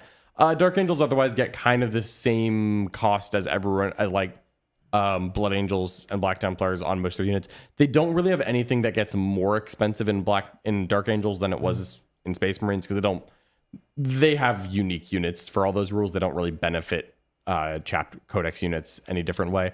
And I think for their detachments, other than Wrath of the Rock, every Dark Angel detachment is 2 DP. But Dark Angels, I actually think, runs into this extremely unique place where I would actually consider taking 3 1 DPs. Could you scroll the Stormlance for me, Michael? I think Stormlance is 3 DP. Yeah, Stormlance is 3 DP. That to me is a bit of a bummer. It being 2 DP in Blood Angels and Templars and 3 DP in Dark Angels, I'm not going to lie, that one surprised me. I don't really understand why that happened. Better speeders? There was a point where Dark Angel Stormlance was a list, and that entire concept hinged around you getting a 6-inch react move on the Lion. And then when they nerfed that over a year ago, Dark Angel Stormlance just flat gone. Just disappeared off the map. I haven't seen it in over a year. And it seemed that someone remembered that they did it once since they put it at 3 DP. I don't really like that, but we're here now. Wrath of the Rock, still very solid because you can do the same trick with the Inner Companions and Librarians and just say they're -1 to hit, they're -1 to wound is a 4-up invuln. That is cheaper than a Deathwing Knight unit for 7 bodies that are not a 2-up save, but are -1 to hit. That's good. That's pretty good. I think Dark Angels have room to pivot, either as a triple 1 DP or a Wrath of the Rock. The only one of their 2 DPs that I'm really interested in, what is it? It's the Raven Detachment, the one that Olivia played against you. What is it? Company of Hunters. Company of Hunters and Inner Circle Task Force are interesting, and I could add a 1 DP to it. Either the Dark Angel 1 DPs are quite good. Either I could add Dark Age or Dark Flight, or I could add Librarius to any of those, and I'd be generally happy to do any of that. So I think Dark Angels are going to be in a more interesting place than before. But the Lion, his stocks are way down to me. And I don't think I'm ever taking that second Deathwing Knight squad. I'm not actually sure I'm taking the first. I think because they get chipped so much faster by AP 1 and 2, they're no longer this bastion of durability that they used to be. I think I'm just moving to companions and speeders. Oh, they don't have to shoot though, so they could remain hidden and protect an area. Yeah, as well. They're pretty good 2 CP heroic threat. They're only OC1 is one of my big problems, and they're not as good in melee as they sound like they are. I think I would just rather have companions to be OC2 and cheaper if I'm going to park something there, because again, it's 2 extra bodies and it's 8 more OC. And if I'm going to sit there and not get shot, I can cheaper unit too. Well, not with the character. With the character, it's still cheaper. Really? Yeah, 6 Inner Companions plus a Librarian is cheaper than the first Deathwing Knight unit. That makes it hard to justify the Deathwing Knights. Most of the list I've written still have 0 Knights, maybe 1 in Wrath of the Rock. That's about it. All right. Well, next up we have the Death Guard. We can cue in the Death Guard's favorite stinky boy. Yep. Mr. Michael Mann. Man, get in here, Michael. Hopefully it'll be less chaotic when I sit down this time. There you go. All right, so Death Guard are really interesting. So first off, when you read this MFM, don't be scared that your characters don't say support on them. It's okay, because Death Guard still have that special rule for Plague Marines that you can double attach if you already have one. The fetid, I don't know, what is it called? Fetid Virulent? So something like that. Fetid Virulent, I'm pretty sure is what it is. So you can still double attach. I'm pretty confident your Putrefiers and your Plague Surgeons, and not that you're taking the Plague Surgeon, but you're going to take the Putrefier and Foul Blight Spawn. But it means you could still keep your Tallyman separate? Tallyman, let's see. Support? Let me see if the Tallyman may have specifically been sniped out. Oh, no, not the Tallyman. No, he does have leader, actually. Yeah. So you can still have your Tallyman by yourself. So the points across the board here are not the worst. You're going to see some generic increases kind of the rest of the game is seeing. We're going to see +5 in certain places, +10 in certain places, and so on. However, I do believe that the Plague Burst Crawler went down on the first one. A lot of indirect had that. Yeah, something very similar to what we saw with the Exorcist here. The first Plague Burst Crawler at 185 is actually pretty interesting to me. Once again, it's going to be the same argument before, like just take it as a direct fire piece, and then occasionally you're Just going to take like one. indirect something, and they'll be just fine. It's still a very tough tank to shift, right? I do think that Plague Marine stocks, though, are up. Let me find Plague Marines really quick to get their points. It looks like 190 for 10. So it's 90 for 5 is like the big thing that I care about. 90 for 5, 7 for 125. 90 for 5 is really not right. that much relative to 10 what for it is. 190. Yeah, so 90 for 5 is really cheap, especially since Pig Marines can now get that hidden rule. Something before that you would occasionally see is you would try to go for like the mini lone op guy. Oh, who is that? The Lord of Contagion is it's the Death Guard Lord, like the Foot Lord, the new model with the big sword. The on big his sword, back, the who really gives cool guy. 18 I inch can't remember line his up. name. You never. Lord of Poxes. The Lord of Poxes. Yeah. yeah. Lord of Poxes. However, just hidden as a rule now is just like something that's really strong for You don't them. need 18 inch line up on your infantry, really. And then if you go down to our detachments, you're actually going to see that a lot of stuff is 2 DP here, which is pretty nice. However, I did mention when we went over the review of the detachments that I thought the 3-1 DPs was a possible combination in itself that I thought was really quite playable. They didn't do any of the big combos here. So, for instance, we have unique engines. You can't combine Mortarian's Hammer and you can't combine Contagion engines together. Sure. However, the fact that Mortarian's Hammer can be combined with anything at all, I think is actually pretty good. Yeah, Mortarian Hammer is quite good as it is. Mortarian's Hammer is really strong. And you can combo with something like Flyblown Host, where you have like those infiltrating Plague Marines and you follow it up with your Plague engines in the back. However, the problem is that Purge plus Recon is going to be a little bit of an awkward combo right there. Mortarian's Hammer, just baseline as a Purge faction, though, is really good. You're going to see armies like, let's go look at the Defiler really quick to see how hard the Death Guard Defiler got hit. You're going to be 10 points less than the CSM one, I think? Yeah, I'm pretty sure it's 10 points less than the CSM one, right? So 290, you're still going to take this. This is still really good. absolutely. It's still good in Mortarian's Hammer. It's still good in Virulent Victorium. It's really great. Is Virulent Victorium your only 3DP? I believe it's the only 3DP. Let's double check. Wow. Yeah, Violent Victorium is the only 3DP, which doesn't actually end up surprising me too much. None of the other detachments were so... Yeah. Mortarian's Great. Hammer is the one I would have expected. So I think Mortarian's Hammer absolutely should have been 3 if they didn't do this unique engines tag. I think without the unique engines tag, it'll be fine. I think it'll be okay. I don't think there's anything crazy we're going to combo here or anything along those lines. And then the other point's Mortarian. So Mortarian at 400, I do believe, is an increase. That's like a hefty increase, right? Most of the Demon Primarchs went up because I know that my boy Fulgrim went up. And I know Angron went up and Magnus deserved to go up. But Magnus, I imagine we'll get there, but I'm sure. I I'm pretty sure so. he went up. Yeah. So Mortarian at 400. I don't know. I still think I'm going to take him. He's still pretty good. He's still pretty good. I'm envisioning a list where you're going to take Mortarian's Hammer. You're going to get access to Purge. You're going to combo with whatever other detachment you feel like comboing it with. Where you take like Mortarian, you take some Defilers, you take some Plague Burst Crawlers, maybe some Bloat Drones, the Mephitic Blight Haulers on stuff. And you just like play Purge the foe and you're just like, I'm the hardest army to kill in the game. Yay. And I think that's like a very annoying list that will exist. Yeah. Important, Virulent Victorium, it cannot get access to Purge the Foe, which would have been the one I was really scared of because that one has the best defensive buff where it's the 2 CP -1 damage in either shooting or fight phase. And then all of a sudden, like having a Purge the Foe army with that would have been really difficult to shift. Strong, But I think Virulent Victorium as a taken hold army is really good. Being able to lure in your Plague Marines and try and draw you in, that's a good combo, right? Hidden Plague Marines on the expansion, big stuff on the middle. Even stuff like hidden, like this is like something we'll talk about when we get to Thousand Suns. Units like Blightlord Terminators benefit a lot from hidden, actually. Even though they are units with guns, because you're going to find that these slow moving big infantry bricks that shoot really well, you just stage them in hidden and just wait. Even ingressing them in hidden. Ingressing them in hidden is also going to be a really strong play pattern. So points, it's going to be the same very minor point shift.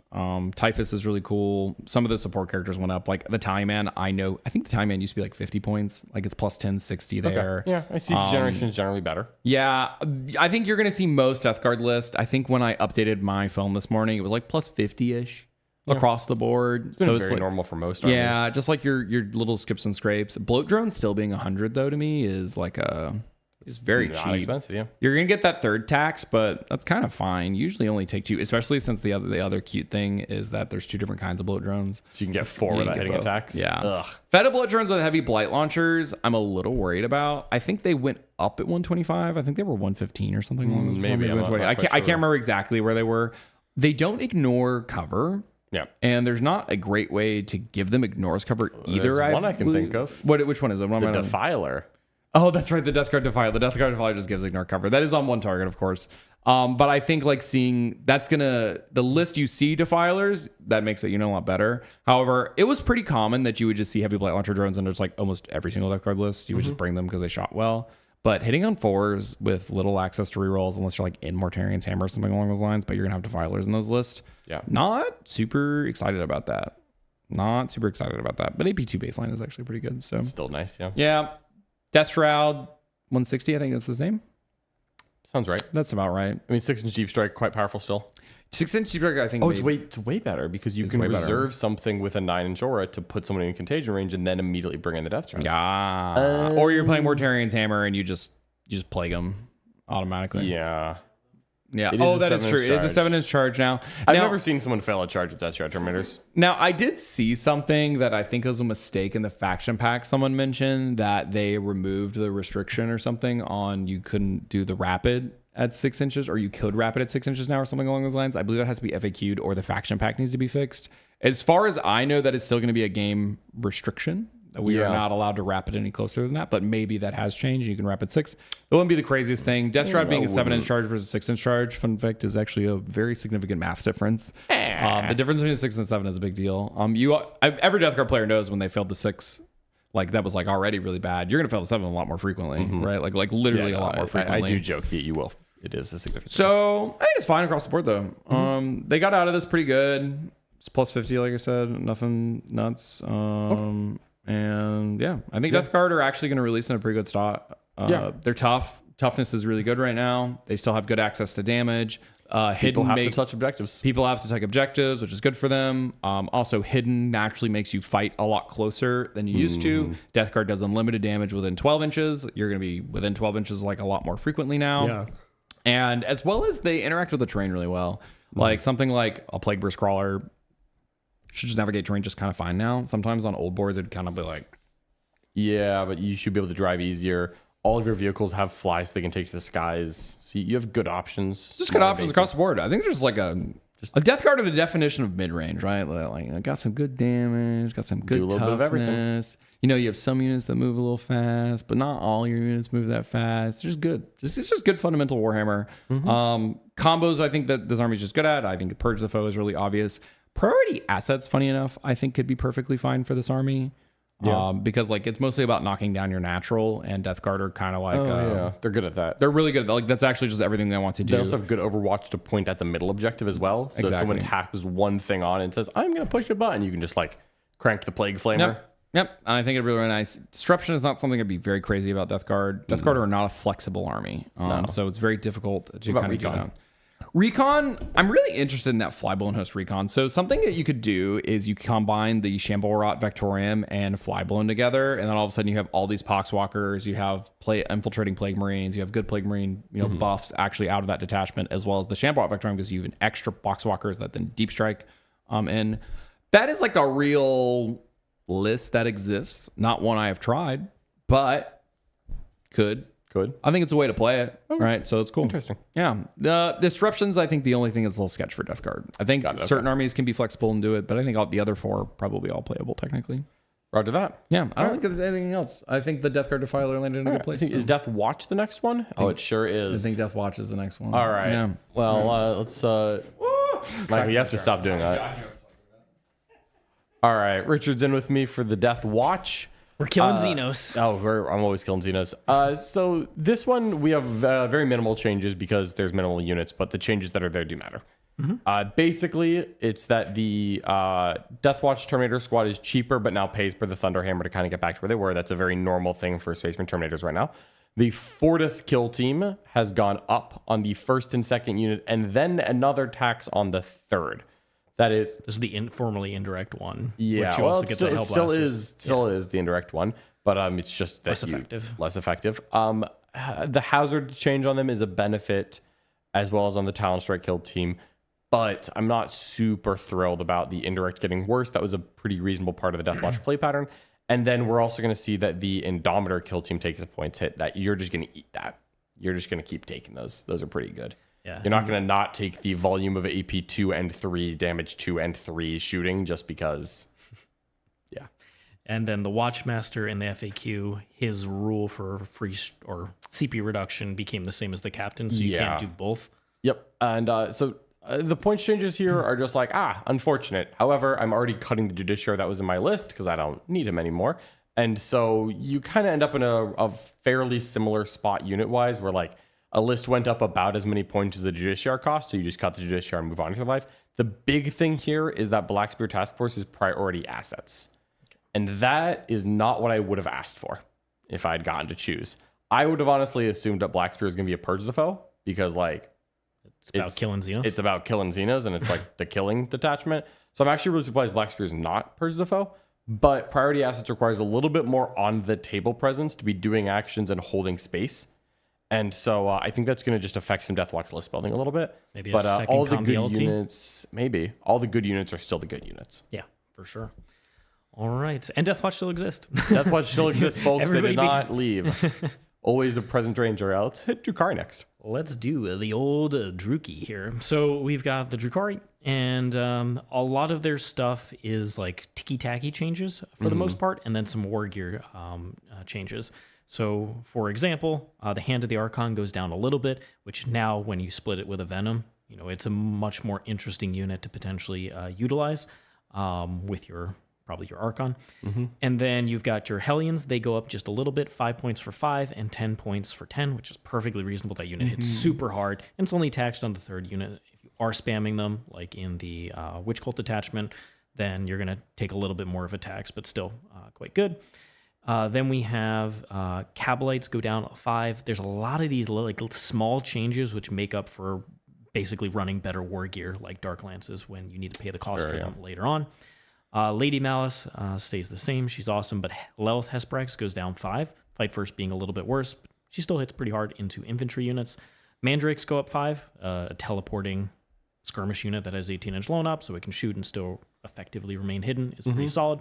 The Ravager gets a really nice change. It goes down to 100 base cost. Very cheap. For the triple disintegrator, and you could pay 5 points per lance. But honestly, in Kabalite Cartel, those Ravagers with disintegrators, with the it's really strong. Really punch up with them quite well.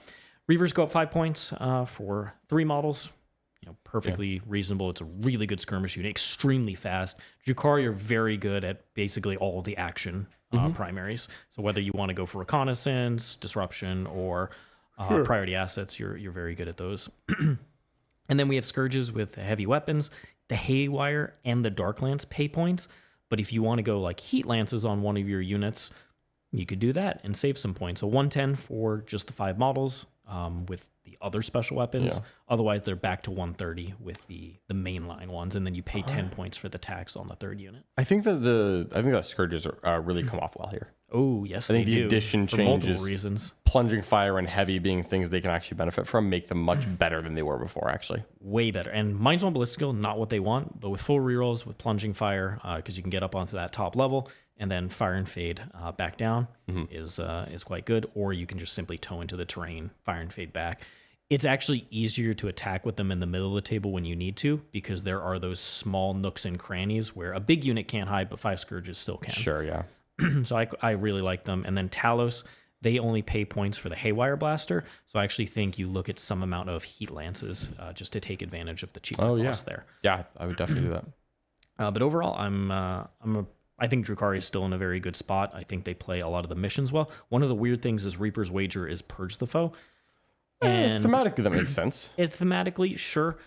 I don't think that's necessarily the one that Drukari wants to be. However, Sky Splinter Assault, which has Ignores, covers the detachment rule. And then you also can get the, I believe, Lance out of transports. That one gains quite a bit of value. There's some really good tricks in there that fit the... And that's Recon. That's Recon. And then you can take a 1 DP to get a second style if you want. I think overall, Drukari are in a pretty darn good place. I think they love the fact that the primary mission doesn't have to be tied to holding multiple objectives. Getting 15s with Drukari was your opponent was dead most likely. Yeah. But now you can secure your 5 points, keep attacking their half of the board, and doing a lot of actions. They're also extremely good at the secondaries because of Mandrakes, Reaver Jet Bikes, all that stuff. Sure, okay. So I'm a pretty big fan. I think Drukari make off like bandits here. Okay, very nice. Yeah, good army. All right, and then moving on from Jukari, we've got Emperor's Children. Yay! All right. The Pink Marines. I don't need that iPad. So EC is going to get 2 increases and then a lot of small decreases that don't add up as much as the 2 increases did.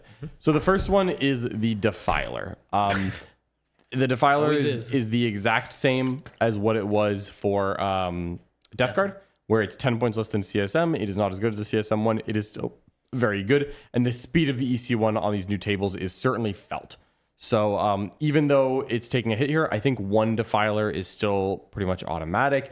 I could easily justify 2, even at the new points cost, because it just does something we otherwise don't do, which is shoot longer than 18-inch range. You could go 0 and go like back to the old classic coterie list with Purges of Foe Access, Noise Marines, and still be not unhappy about that. But the Winged Demon Prince has taken yet another nerf. The first one, down 10 points. The second one, the first one's down 5 points, I think. I think it's 210, 230. You said you didn't need the iPad. I don't need the iPad. It is up. It is 210, 230, 230. 205 for the first one. Oh, all right, fine. Down 10, I was right. And then it goes up a little bit. So if you take 2, you are paying more than before. And if you take 3, you are paying way more than before. And if you take 1, you are getting a small discount. So ultimately, yeah, I think I'm still taking some princes. I think I'm still taking some crabs. We see decreases in small places on a lot of things, like Flawless Blades, which went down 5, Tormentors, which went down 5. Lucius, I think, is now 130. He's a reasonable decrease to lose his fights first.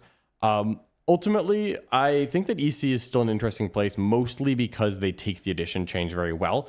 And an addition that is very well suited for staging and being hidden and being maybe a little too far away from your opponent.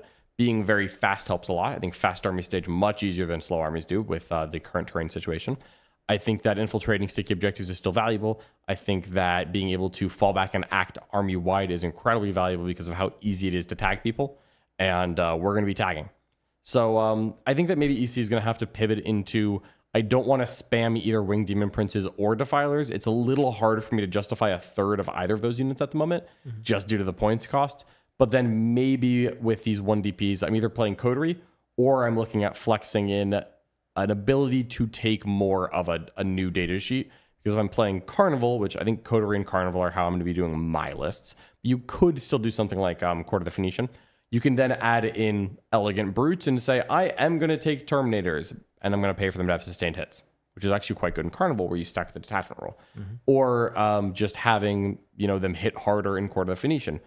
Or whatever you have to do.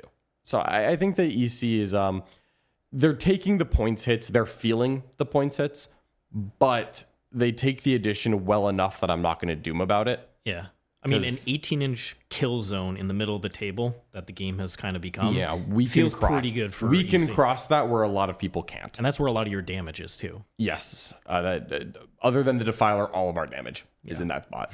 So I think EC will still come out of this okay. Certainly, I wish that they had not hit the Demon Prince again because I think the Demon Prince actually gets worse in 11th edition. Not by enough that I'm like complaining about it, but I think it's not. I think that the old cover was really good on them, and a new cover is fine on them. So we'll see how it plays out. But I'm excited to take Coterie, and I'm excited to take Carnival and like add on Terminators to it and like play like a take and hold kind of style. Awesome. Well, heading on to our next one here, we've got the Gene Stealer cults. Ooh. And Gene Stealer cults, I think the big kind of cross MFM here for them is a lot of the 5 model units or the minimum squad size units get like a 5-point increase. Yeah. Many of the larger squads remain roughly the same, but there's significant or like consistent increases of 5 points across a lot of units. And I think that's just due to the power of, number one, primary isn't tethered to holding objectives, which GSC were one of the worst armies in the game at. None of their units are particularly durable, and they don't like standing out in the open. So playing recon, disruption, priority assets is all in play for them. Yeah. In addition to that, the ability to have units floating in reserve for free on turns 3, 4, 5 as you lose units is very strong in the secondary game. When you draw that random outflank behind enemy lines, whatever it is, GSC, you're like, oh, here's a 75-point unit that's just going to do that for me. Done. Yep. And I think they benefit a lot from the mission changes. In addition, there's some really cool combos. The characters themselves, the cheapo characters that like do a decent amount of damage, but don't do crazy amounts of damage. Well, they do way more consistent damage with Heroes of the Uprising detachment. I believe that's what it's called. And the Sanctus in particular is a killer now. The melee one with the strat support / really enhancement. Good. That guy is dangerous. Flat 3 damage, dev wounds, anti-infantry 3+. Rerolling ones to hit, ones to wound. It's pretty scary. Don't like that. Not going to lie. So he can't be overwatched as well. Can't overwatch him. Can't overwatch him either. Now, in terms of their dispositions here, only Host of Ascension is 3 DP, and that is locked to Take and Hold, which, once again, that's basically playing 10th edition, and I don't necessarily think they want to do that, but Host has a good set of rules. 6-inch deep strike's very good, and coming in from reserve and blowing up people's flanks, is quite solid. Yeah, uppy downy as well. But things like Xenocreed, I know Tucker's been interested in trying that out. Outlander Claw was very popular in 10th edition, and now it gets to combo with something like Heroes of the Uprising. And then we have something like Biosanctic Brood Surge, which was the combat style. It's only 2 DP. It can go grab something else as well. I think GSC are going to be a more combo-oriented faction because I think disposition matters significantly for them compared to some other armies. I'd completely agree. Forging Circle, I noticed that in the points, some of their detachments that are very focused really tell you to take a certain thing. I noticed that Biosanctic got a bit of a heavy hit. Because like if you're playing Biosanctic, it was just here is 3 Pure Strains, here is 3 Aberrant Squads, and that does increase a decent amount. That does, yeah. If you have a limited amount of data sheets that you buff and you want to take the 3rd unit, you'll take more increases there. That's something I've noticed with the taxes in general is that if a tax is just like significant in a detachment that's telling you have to take this unit, it's a very tricky thing to balance because I don't want to take the Landspeeder Vengeance detachment and then not take 3 Landspeeder Vengeances. But then I'm just eating the tax. Now, luckily, a lot of the taxes are you pay 10 points additional instead of like 20, 30, like certain other units. And there's some war gear costs here, mostly on like heavy mining laser. But overall, they don't pay for many of the war gear benefits. So they kind of are still roughly around the same points cost. But yeah, that in terms of support, you get the Nexus gain support. The Locust gain support, and I've been seeing a decent amount of Locusts, even though the Fight First isn't as relevant. Just having a character tank in a unit. 35 points is so cheap. Yeah, he just goes in the unit, buffs it a little bit, can be a caddy for enhancements, and then the real thing is characters are very good at helping deny kills because you have to kill the unit and the character to get the single kill. They're not 2 kills like in 10th edition. It's 1 kill or 3. So putting a character in a unit where you're like, oh, I am going to kill this 10 bodies unit. You put the character with the invul, with save allocation, it becomes a little awkward to finish units off. And GSC can deny kills a little bit better than previously. For sure. All right, then we're going to head on to Grey Knights here. So Grey Knights benefit tremendously from the Psychic change. They effectively gained Ignore Cover, and a lot of our different units are pretty low AP. We have a lot of AP 0, AP 1, and AP 2 weapons in shooting. And I'll tell you what, AP1 in shooting was not it in the previous edition, but AP1 in this edition is significantly stronger when you're ignoring the hit penalty. Much better. From Psychic. So a lot of Grey Knight units are going to get some amount of increase here if they were already competitive, and then there'll be some decreases for like smaller size units and a couple underutilized, unseen things. So the Brother Captain goes up 5 points here, giving out the lethals and whatnot. Chaplain stays the same, Tech Marine's the same. Crow goes up 10 points, so him plus Purifiers, as Purifiers also go up, is going to be a bit more expensive. But he has Precision natively, which is quite good on his Dev Wound Sword. Yeah. Then we have the Grandmaster and Nemesis Dread Knight. The first one is going to be 5 points more expensive if you run both the Sublimator and the Heavy Side Cannon, which you're going to do. And then the third one is going to be 20 points more expensive if you run both of those. So the third one's the question mark, but the first 2 I think are still very, very good. Then the Paladins, you're just going to see this for Paladins and Terminators. The 4 and 5 model units go down a bit, but the bigger units, the 8 and 10, stay the same because it's easier to stack buffs on them. But they have to pay 5 points for Psy Cannon. Psy Cannon is the Strength 8 AP1 2 damage profile, so it's the best infantry gun. However, you are paying that tax, and I found in a lot of lists, I've cut the Psy Cannons down to silencers or not taken any of the special weapons on the basic infantry, the non-Terminators, just to save some points overall. Purifiers go up 5 points for 5 and 10 points for 10. And then they have a tax on the third unit of 10 points. Then they pay for psi cannons. So the unit, if you want to run 10 of your purifiers with 4 psi cannons, this is a pretty steep increase to 280 from 250. But the unit is incredible. The rerolls against objectives is significantly better. Yep. And in Warpbane, of course, they are ludicrously powerful. So Oh, boy. I just eat all that and I say, I'm still running my purifiers. You can't stop me. Yeah, that is really strong. Strikes remain the same. And so strikes and interceptors aren't going to pay for the special weapons, whereas most other units are going to. That's nice. Another big change is going to be the librarian. So he goes up 10 points base and then 20 points if you run the second or third model. So you can't really spam the solo ones that you were seeing. The weapon is way better because it's strength 8 AP2. But you're paying quite a premium on him. You'll still see him in bigger Terminator units though. And then Grandmaster Voldus goes up 30 points. And you might be saying, I never saw Grandmaster Voldus. Why? Well, he gives his unit -1 to hit, which stacks with cover for -1 ballistic skill. So you get -1 ballistic skill, This is a -1 to very hit. durable Terminator unit. That's a pretty annoying to deal with, especially in banners. Is 140 worth it? We'll have to see. We'll have to see.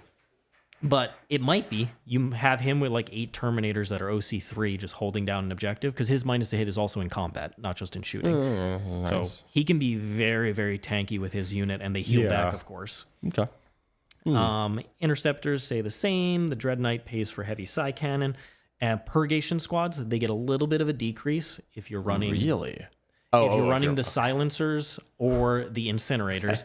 If you pay psi cannons, the unit goes up, I believe, 15 points. Yeah, I think with the buffs that we see for the Purgation squads, that's probably okay because they seemed a lot better with their detachment. They are much better with their detachment, which Warpbane can't access, but the other banishers can, and especially Brotherhood Strike benefits a lot. And the psychic rules, yeah. Then the psychic rules, so you can get strength 10 psi cannons in Fires of Purgation from the enhancement. Now it's a 150 point unit, but it does punch up significantly more than it did in the last edition. Okay. I think overall, Grey Knights are going to be leaning on Purge the Foe, and Take and Hold is what they would also want to run, but it's locked to Hallowed Conclave, which you're not going to play. So I think Grey Knights really want to lean on that Purge the Foe. So Warpbane already does it natively, and then their 1 DP that buffs Paladins also is Purge the Foe. So you take that with Banishers, and you're like, I'm Purge the Foe with my 3 Terminator bricks, and Or not much else. Brotherhood Strike and what is it? Is Fires of Purgation the Purgation squad one? And Brotherhood Strike is also Purge the Foe, and Fires is Disruption, so you can go Purge that direction as well. So Grey Knights can get Purge in all 3 of what I think are their strongest styles. Okay, so just Grey Knight's the Purge army now. It's a Purge army. All right, cool. We're Purging. We don't have that many units.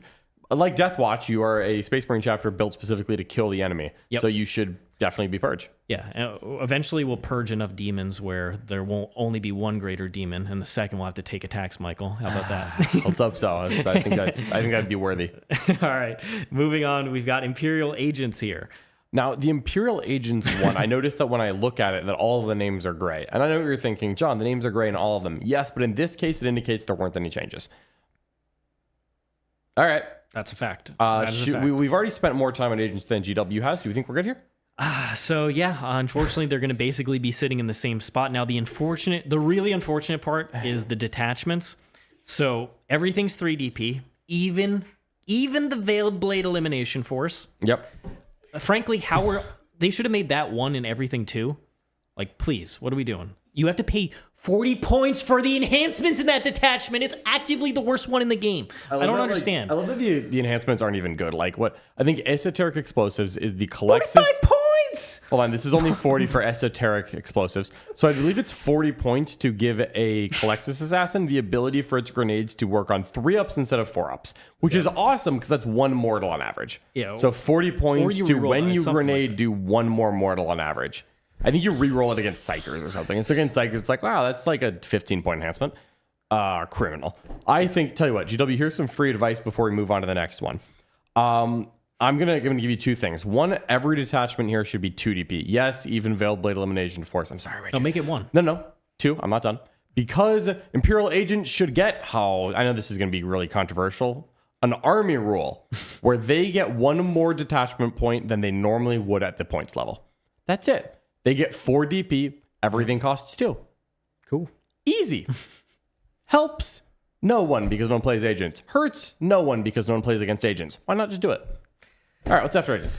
All right, so that is the agents thing. Also, they don't have very good dispositions for what they want, which is taking all of them. There's a shocking number of Purge the Foe for an army that is actively awful at Purge the Foe. Yes.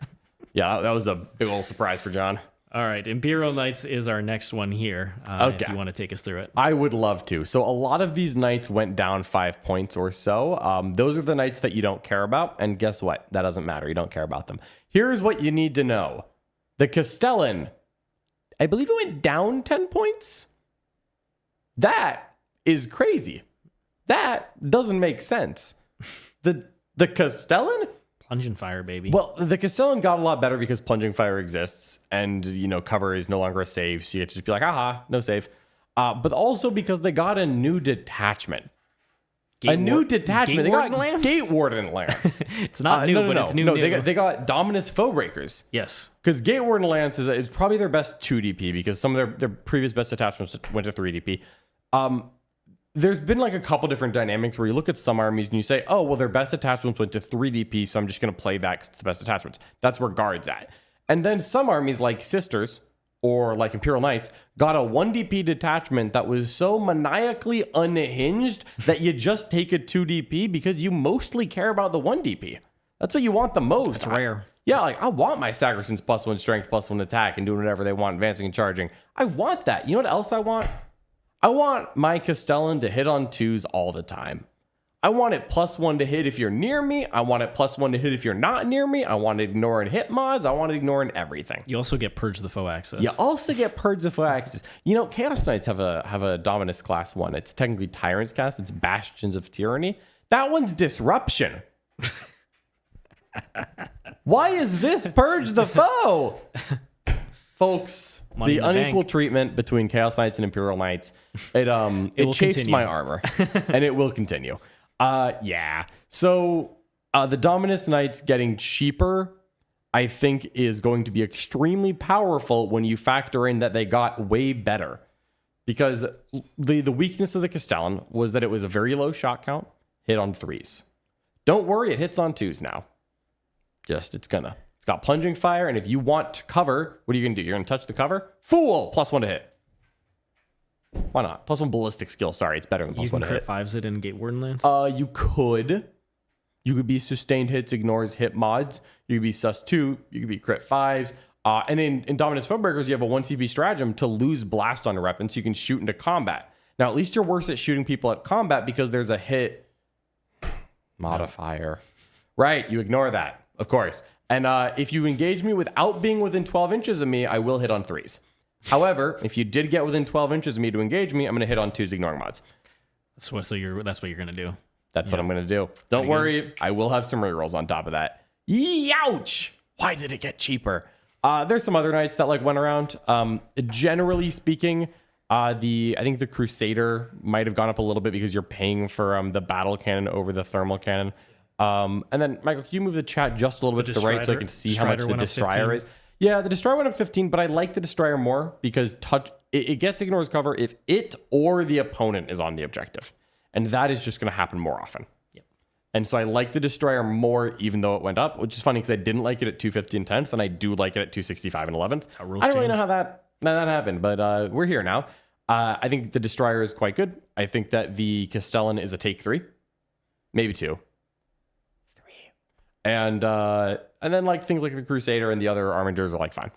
And the rest of the knights, I don't really care what happened to them. Some of them went up 5, some of them went down 10, but none Lancer of it. got attacks on the second one and went None up. of it matters. None of it All right. matters. Well, let's head on over to the Leagues of Votan now and see what they got cooking up in the leagues. So we've got the Arcanist Evaluator, John's favorite model in the Leagues of Votan, is up 5 points. Good. He is a science nerd. And then Good. the Brokir Iron Master is kind of staying the same. Most of the characters are staying a bit the same. A 5-point decrease on the 5-man Hearthguard unit to 130. And then Pioneers are going to take attacks on the third unit. I was typically running 3 Pioneers. Now I'm probably going to go to 2 and then add something else in there. The Steeljack units drop 5 points per 3. So Nice. they're a little bit cheaper overall and more competitive. Capricus, the defenders here are 65 points, which I think is the same. Sagittar goes down 5. Helps it combo with that detachment a little bit more. Mostly they're going to see like little increases across the board on different things, except the Hecaton Land Fortress. So the first one goes up 10 from 240 to 250. The second and third ones are going to be 265. So you'll effectively take a 35 point hit if you run 2 of them. But they ignore ballistic skill and hit mods, which is awesome. Yeah. And they reroll 1s from their datasheet rule. In addition, they're mass AP 1, except for the big cannon. And that is way better in this edition. Yeah, so I am a huge fan of Land Fort. I am probably going to be running 2 in most lists. I don't care about the points. Fair enough. And then Uthar gets a little 5-point decrease down to 90. Good for him. Which is great because I think the stratagem support is really important, especially in Need Guard. Is he a CP character? He's and he didn't CP go reduction. Justice for Azrael. Well, Sorry. Azrael is a lot better than Uthar. Well, that's why it costs more. Because he's not a CP character. He's a CP reduction for a strat. Oh, that's much worse. Well, it is worse. Not like vastly worse, but it is worse. I'd rather just have the CP in my command phase, please. And I'd rather give my unit a 4-up invuln and sustained as well. Oh, yeah, Azrael And I'd should rather cost be more. more durable and have a 4-up Pheno pain once per game. Yeah. You are an Azrael. You are such a fanboy there. I am. You are. He's the GOAT. He's awesome. Okay, now for detachments, this is the important thing for Votann. I think Votann has some of the most interesting combinations of detachments than pretty much any army out there. Most of the detachments are 2 DP. It's only Hearthband, which did remain as 3 DP. So everything else that was right below Hearthband is all 2 DP and can take what I think are 3 quite solid 1 DP detachments. Are those going to be better than Hearthband? I think they might be. I think there's some really interesting combinations here, whether you want to go for Far Seekers and grab Reconnaissance and play that style as Votann, very MSU, very kind of board control-esque, or if you want to grab like priority assets and kind of use Jaegers to reactive move in and out.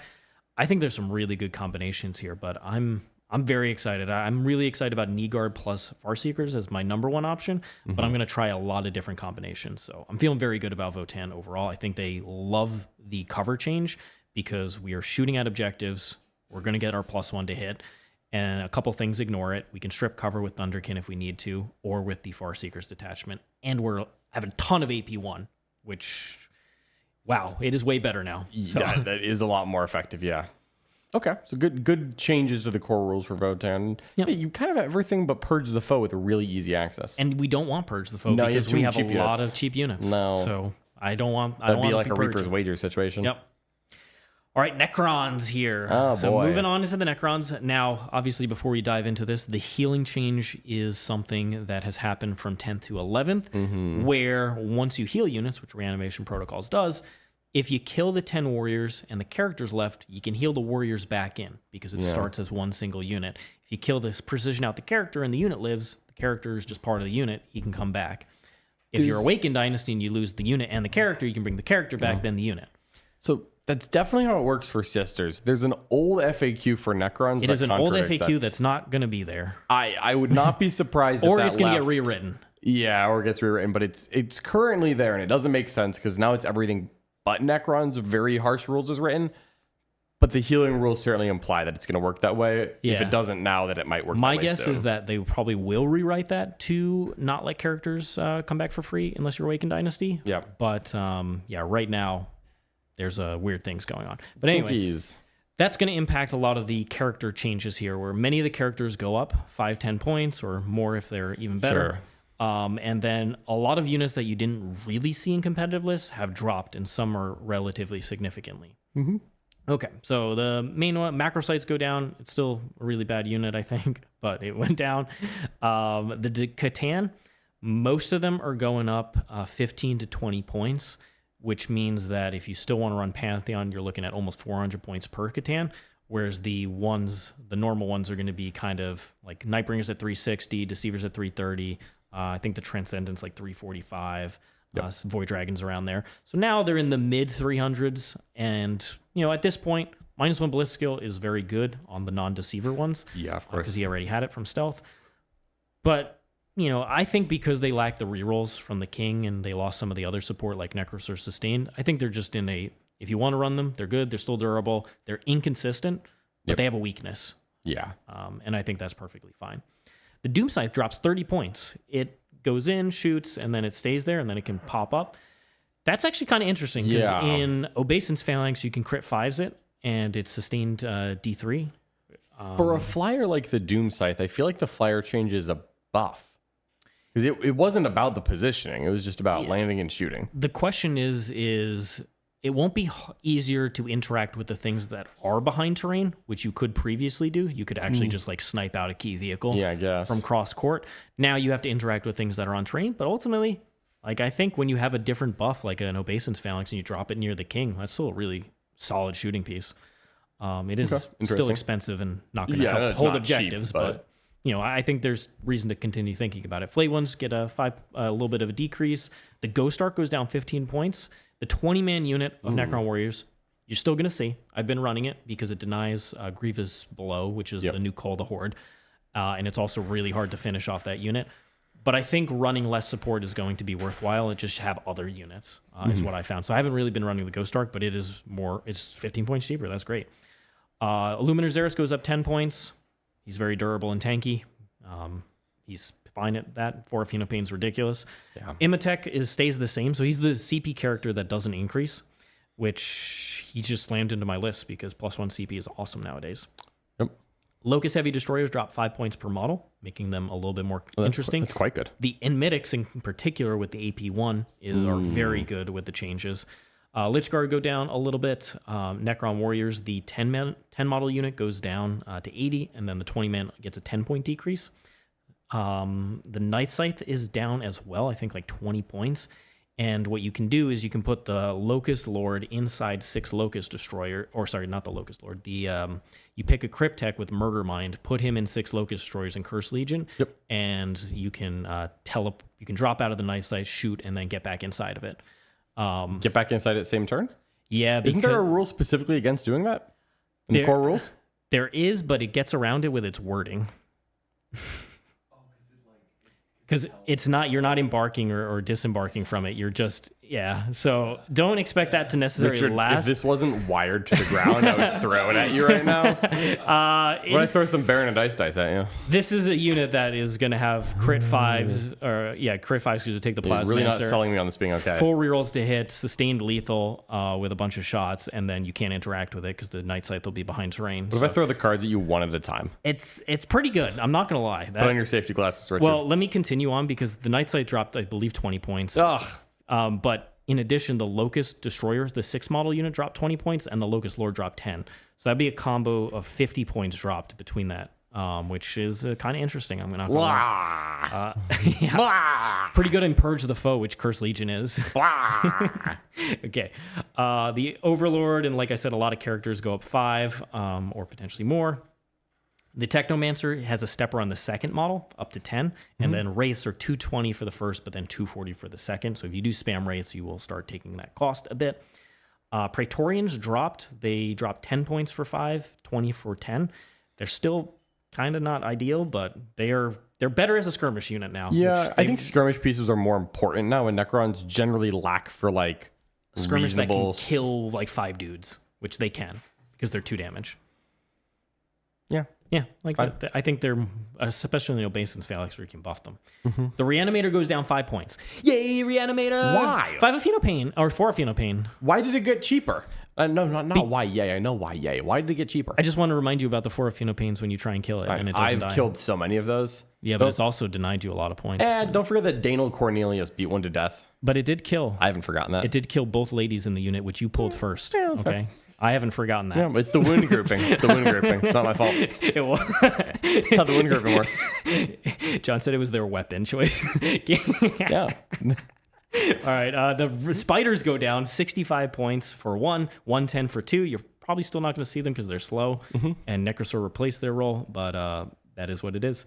The 3-man Wraith model went down to 95 points, which that's actually kind of interesting. Interesting, but still probably still not. not seen. And then what else changed here? Kind of nothing else. I think, Destroyers, like I said, the 6 model unit went down, which is very, very cool. I'm a big fan of Destroyers. All right. Necron player likes the MFM. The big things. The red flag. The Monolith went up 20 points, and then the Tesseract Vault went up significantly more. Yeah, I mean, like the new detachment they got is kind of AOC. crazy. Well, and +6 move. +6 move. They also are steppers on the second one, so if you spam them, you are going to spend a lot of points doing that. That's good.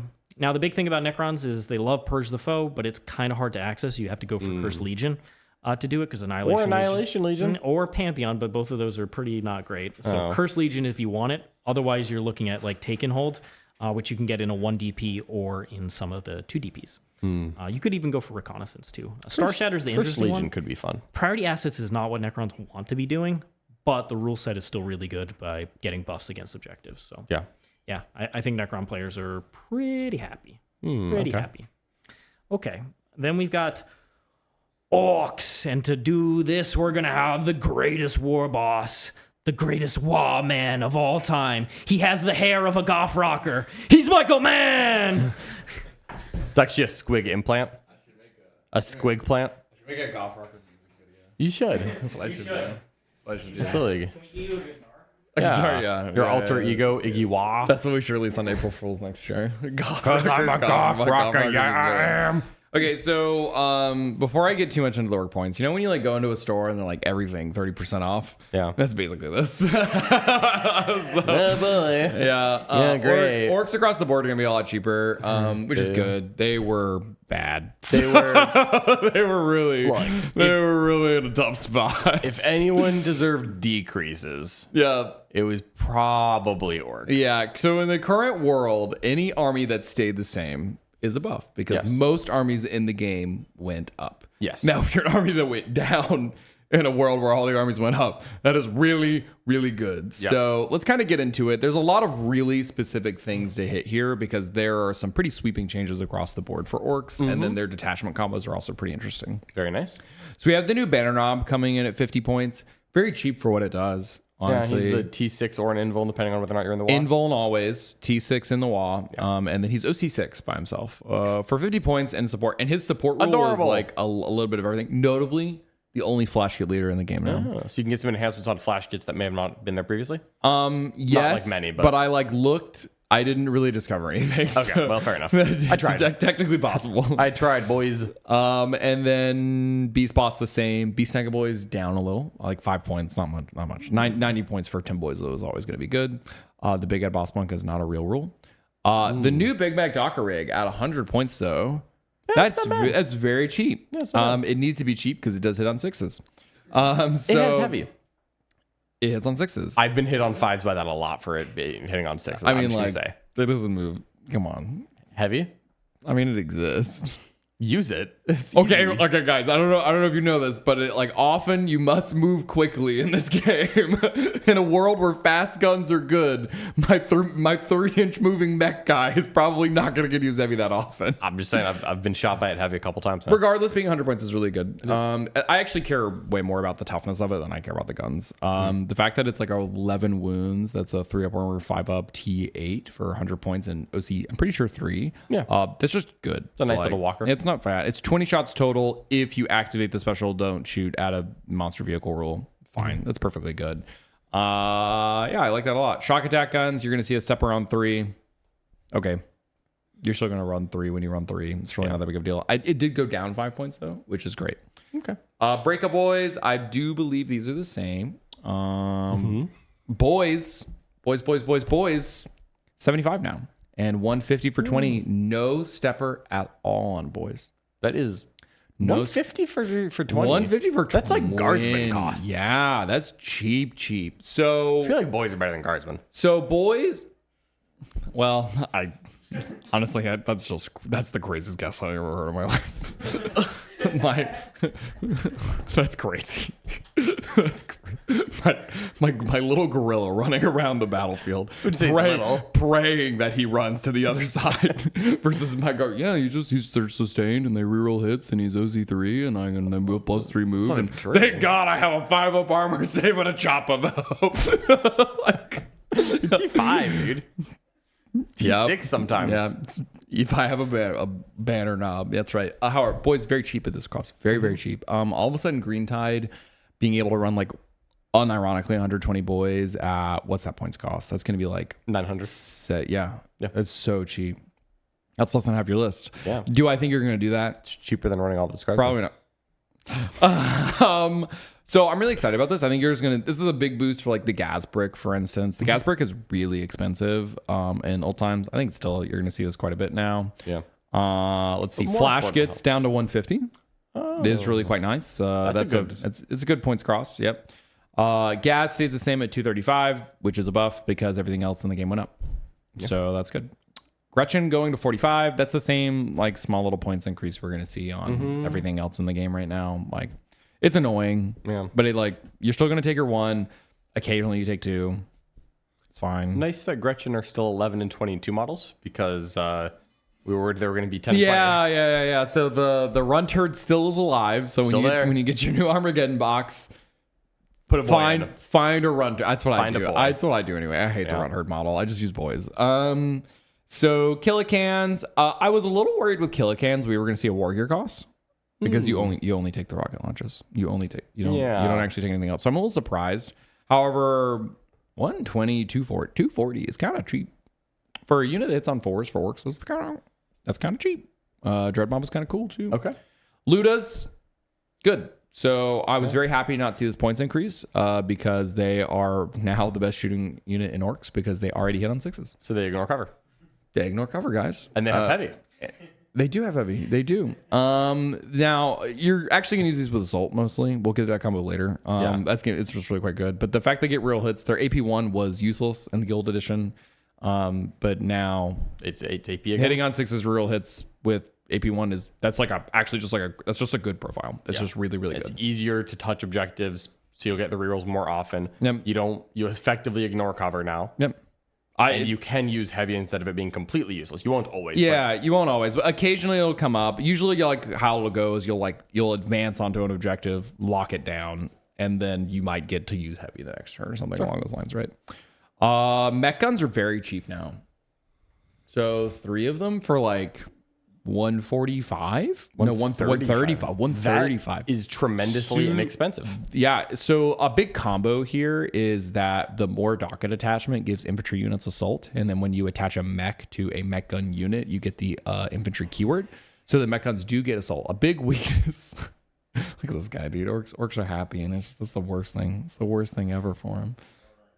Guard aren't good enough. Guard weren't good enough this past edition, guys. So that's gonna be actually really quite nice. You'll stick like a big mech or a big mech with shock attack gun to your mech guns, then all of a sudden you're like your little 3-inch moving idiot. Can actually move quite far. Yeah. That will be useful because I call it the Dread Daka, where you combine Dread Mob plus Purge's Foe. You can actually get Dread Mob plus more Daka. You'll get it's not more knob. Not more knob. Not a lot of knobs going on here. More mob. That's gonna be great. I like that a lot. Mazrog. I think this guy's minus 20. He's at 125 now. Oh. Cheap. Mazrog is the character riding a large Tyrannosquig.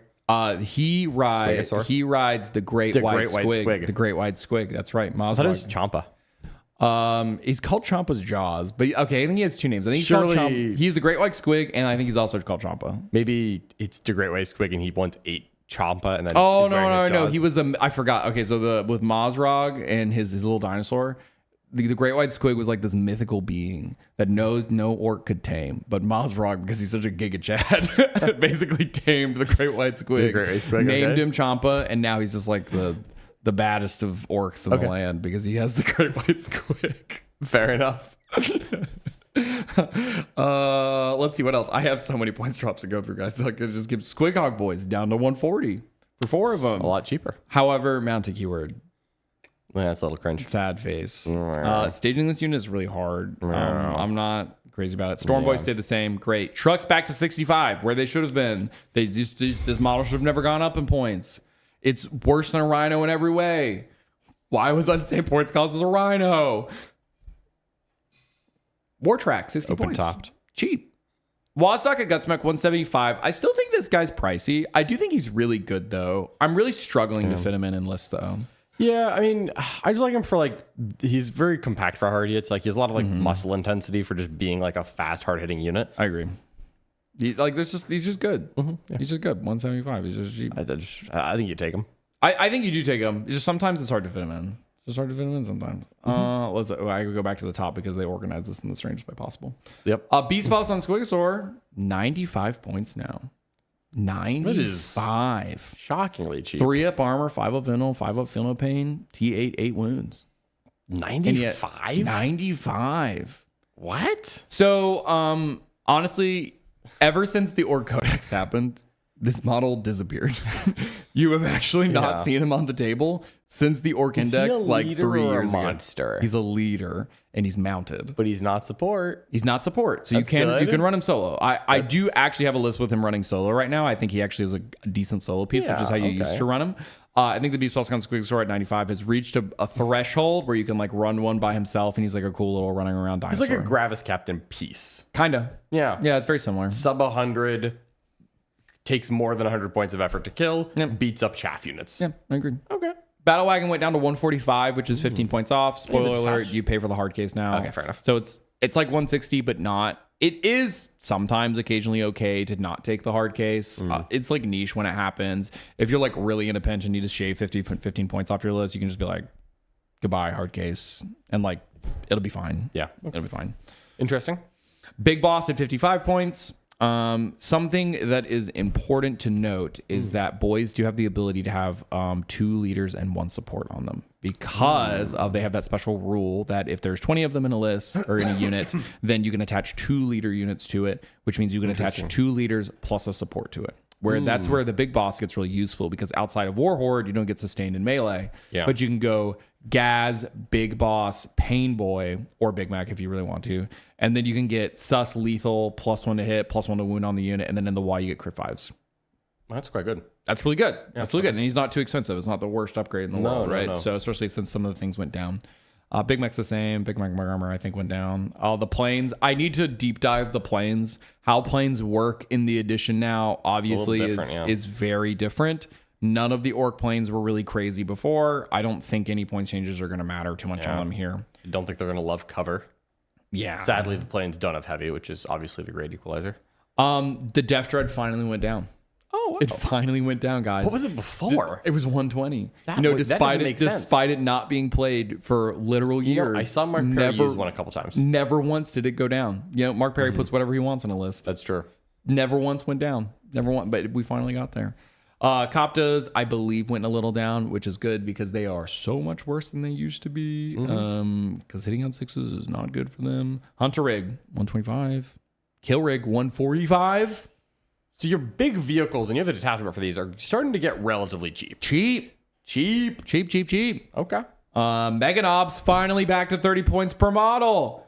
Since the Orc Codex with no 4 Feel No Pain, we finally did it. Okay. We got back to the right Feel No the points cost. Okay. And the tax is on the 3rd, so you can take 2 units without really eating the tax too much. Yeah, so this will affect directly Bully Boys, but Sure, which is a 2DP.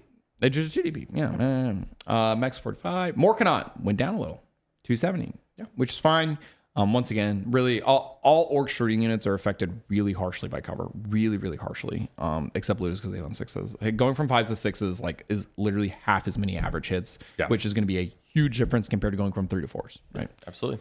Knobs are going to stay the same here. Pain Boy still the same here. Stompa 600 points. What was it before? 800. It went down 200 points. You know how crazy that is? I unironically, in the Warhammer, guys, I have a list video that has a Stompa in it.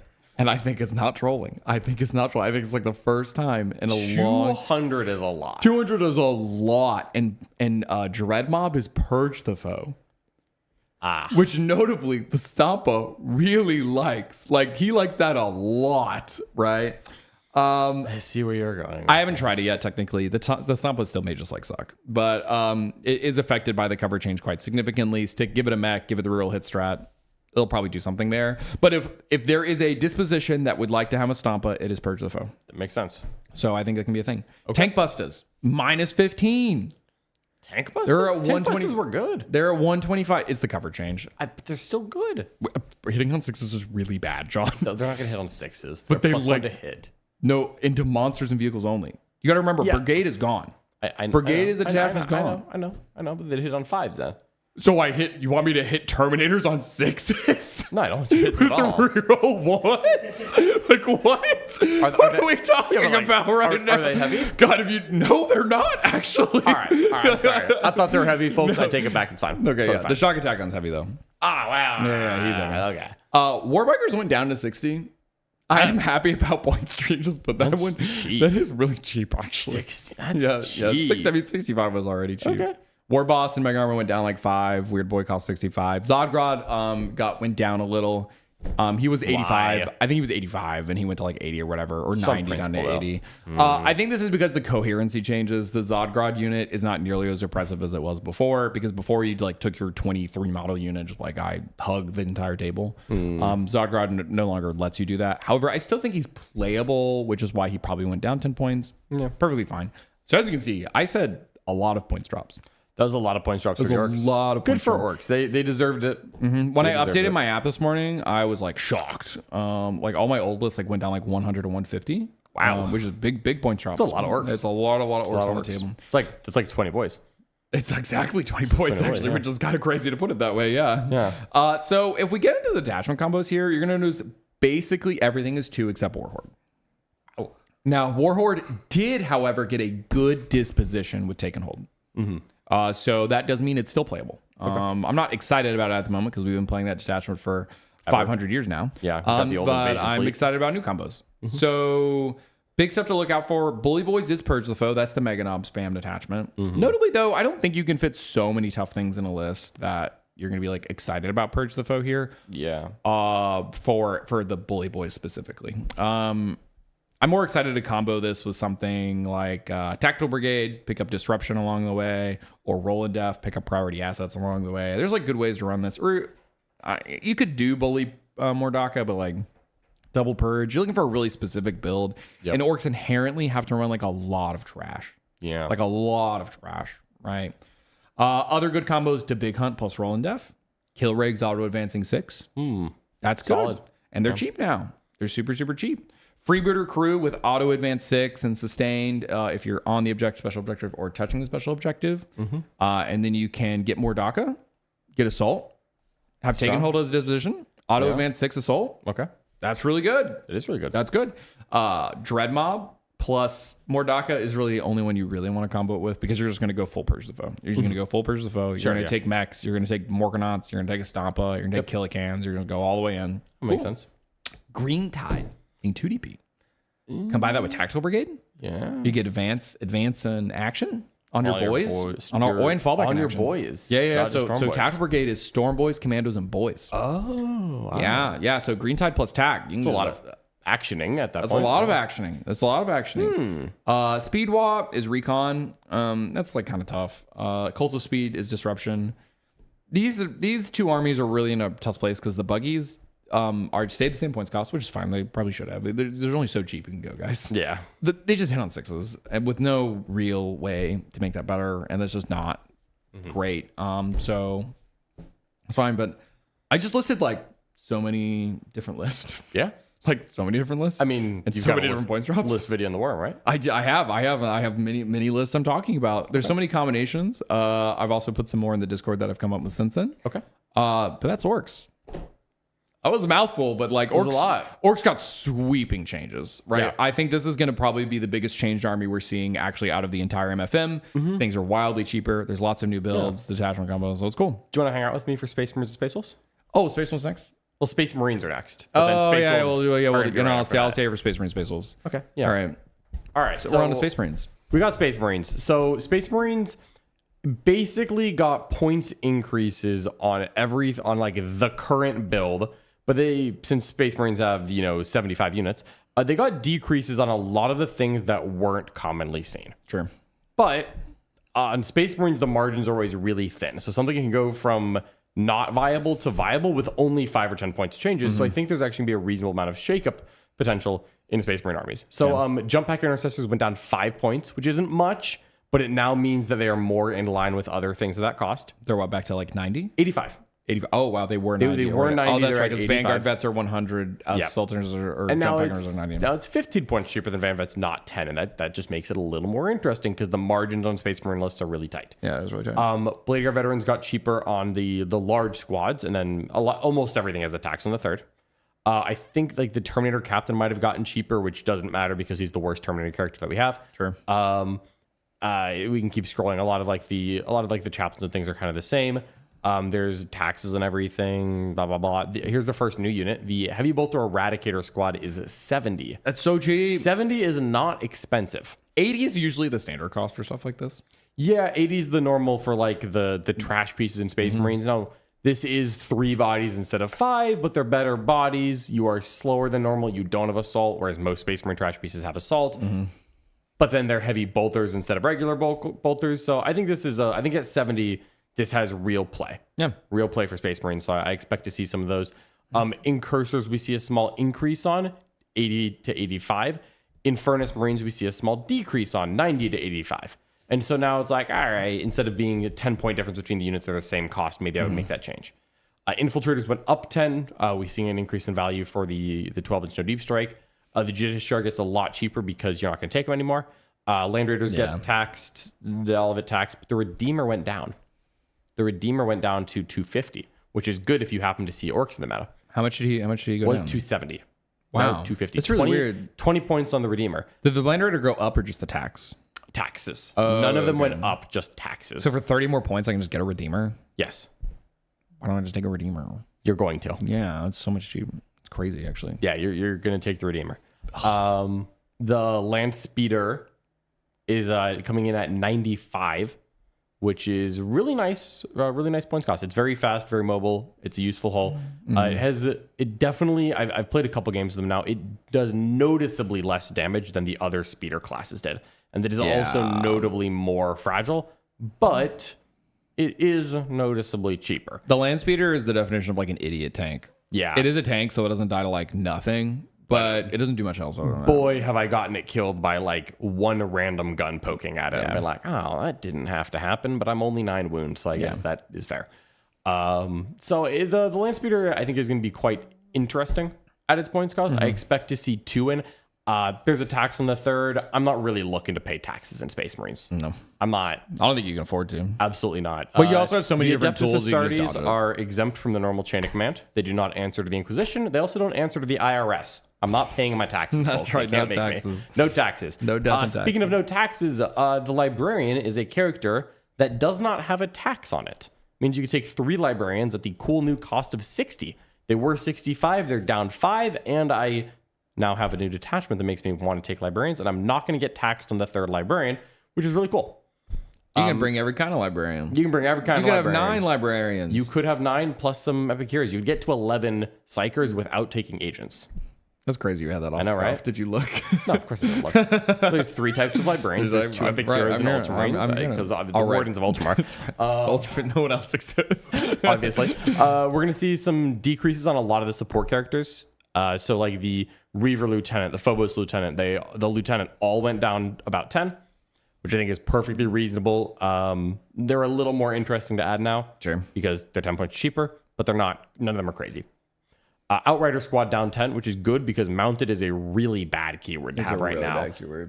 But good. 70 now means it's like, okay, this is not as good as a JPI squad, but at least it's like cheaper. And so I could look at it instead. And it's OC2 per model. There's something going on here. What do you bet the lieutenant with combi weapon? He's still 85. He is Yeah. the same as before. Do you think he feels worse now? He is a little bit worse because you don't need the loan op, but Yeah. worse does not mean bad.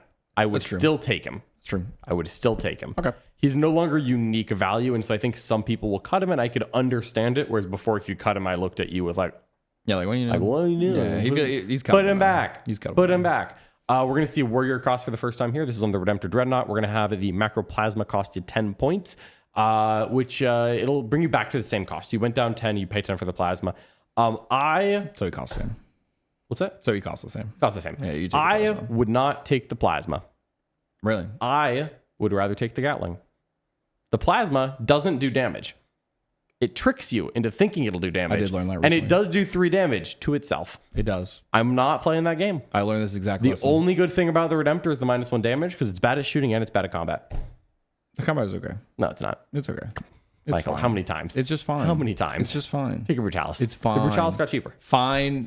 You know, Fine's not good enough. I'm Space Marines. It's like asterisk fine. I don't take fine units. Asterisk, so it's italicized. Yeah. We do see a couple more small decreases on units that were previously not popular. The Repulsor down 10. That's nice. The Rep-X up 10. I don't like that, but I understand exactly what had to happen because I was too cheap. I know why. I just liked it being too cheap. Scouts are 65. Scouts down 5 points is nice. Scouts are noticeably less tough than before due to cover. Yeah. Because only a 4-up save. And then Infiltrate and scout Scout getting a nerf is a reasonable thing, but I still think one Scout squad is plenty of value because up-down is really good for scoring points. 65-point Infiltrator, also super good. I'm still taking a Scout squad. Yeah. Sternguard went down 10 on a 10-man, which I would have said was perfectly normal 10th edition thing to do. In the context of me putting a Librarian in the unit, that is not bad. Librarius just based like because of Librarius or anything else? Because of Librarius, yeah. I understand. If I'm not taking Librarius, I'm not taking Sternguard. Very Yeah, bluntly. that makes sense. But when you can put Fusillade for extra anti-monster vehicle 5+, so for dev wounds on it, it becomes quite valuable. Yeah, that makes sense. A lot of other things didn't change much. The Hammer Strike went up 5. The Stormraven stayed the same. Tactical squads, I don't know what they cost before. I don't know what they cost now because I'm not going to read that. Space Marines are generally very samey with some very targeted nerfs. Yeah, but also a lot of things that were second or third in class went down 5 or 10. Yeah. A lot of second best choices went down 5. Yeah, we love Terminator Space Assault Squads. This is one that's actually interesting. Yeah. Went down a lot, 25 points per 5 models because they pay for the Thunderhammer Storm Shield. Yeah. However, I frankly, I don't know if I needed all of them to have Thunderhammers. And so I think this is a buff. I think that an Invuln is better now than before. Okay. So compared to something like Victor's Guard, who I'll be talking about in a second, they are going to, they're going to cost less than before because they don't have to take all Thunderhammers to justify the cost. Sure. They cause Battle Shock tests, which is more valuable now than before. Oh, is it when they fight or something? If you're in engagement range, you take a Battle Shock at the start of the fight. That phase, is a good rule now. And it's everyone. Yeah. So I can do multiple Battle Shock tests, which is, I think, quite nice. I think Terminators are about the same. Vanguard Veterans are about the same. They still haven't put in the new data sheet for Vanguard Veterans. So as far as it's not in your faction pack?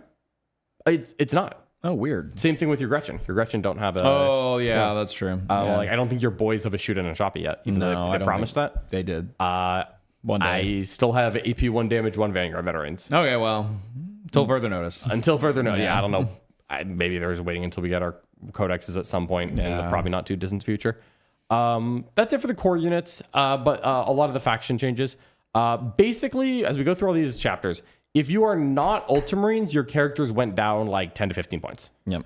Darneth Lysander, actually good character. Salamanders, small decrease on Vulcan, which is quite nice. I think Adrex went down 5, and then Vulcan went down like 15. Salamander characters are cheap right Ethan now. Sean went down 10. A lot of things got cheaper. Tigurius is up 20.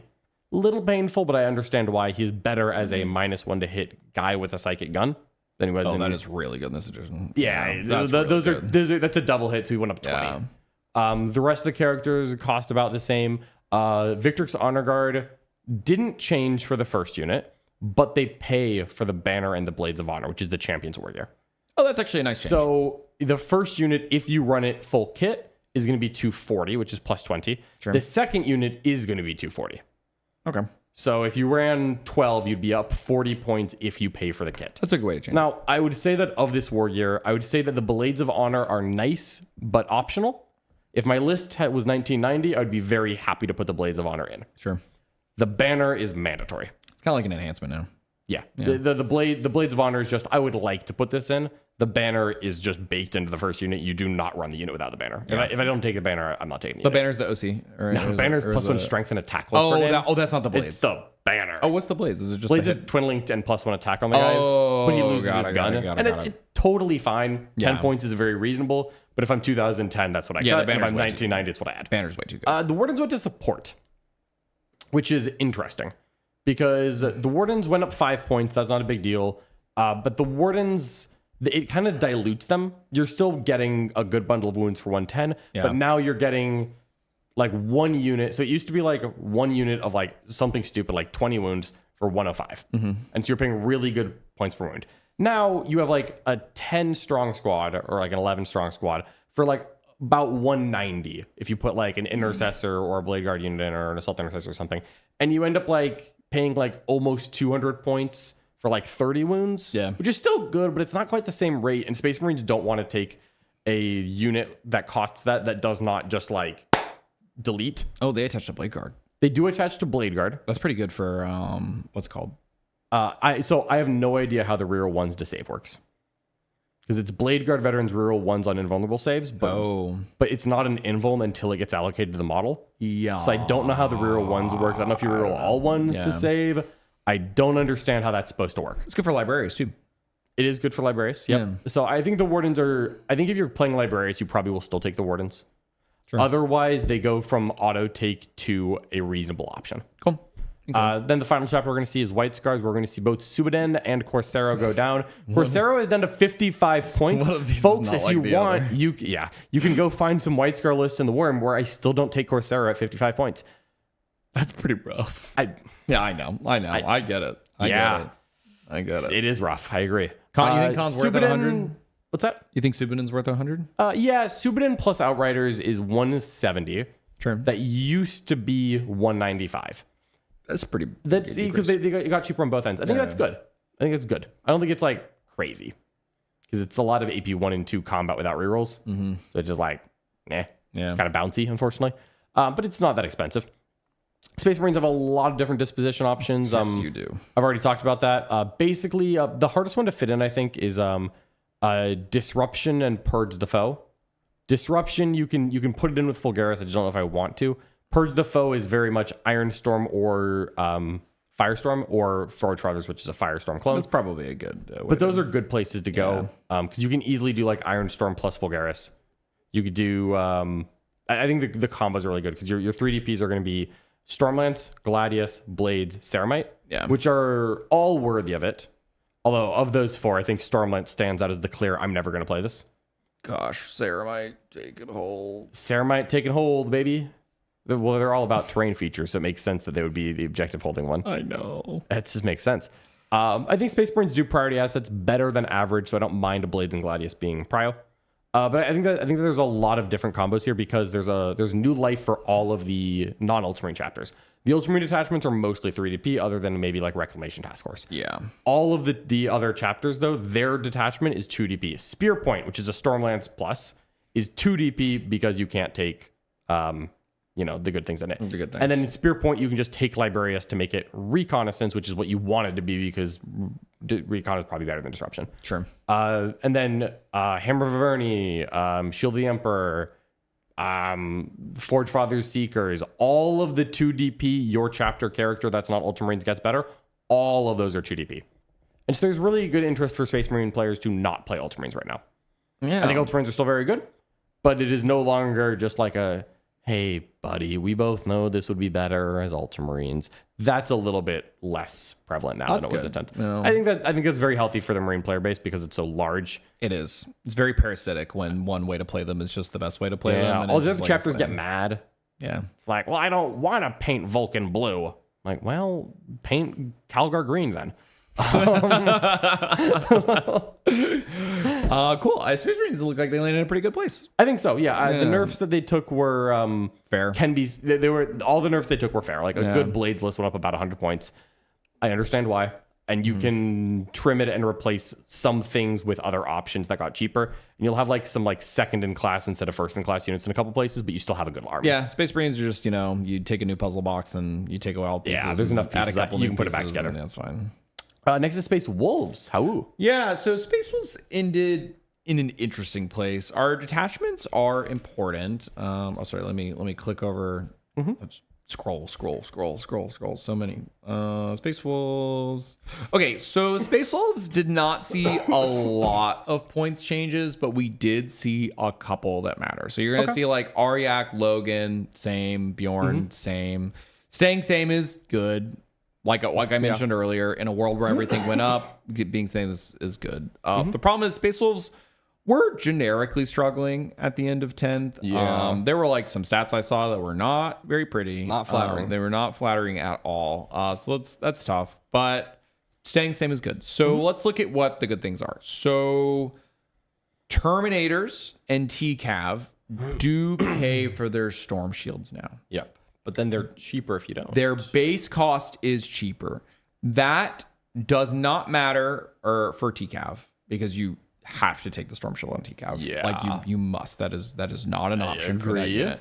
For the Terminators, that does matter. I'm not saying that you're going to take a bunch of Bolter Storm Marines out there. However, taking the Power Fist and Assault Cannon saves you 5 points, and those are fine. I ended up taking them in some lists anyway because having access to the Strength 8 Power Fist is like a godsend for my Strength 5 You army. do a Cyclone or Assault Cannon, right?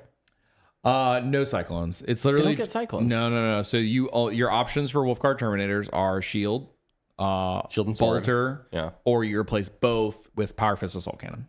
Oh, okay. Yeah, it's set. It's set like that. No Cyclones though, yeah.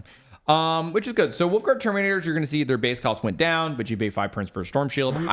You also hit the tax on the second unit, which feels tough because you usually ran 2. I would have really liked to see this tax on the 3 units because you have both Logan and you have Only Aryak. 10 points, but I hear you. Yeah, it's not the worst thing in the world. But you almost always take a Logan unit, almost always take an Aryak unit. I mean, sometimes you only run one. You just run the Team of the Aryak and Logan solo, but I was never crazy about Did that. Wolf Scouts get cheaper?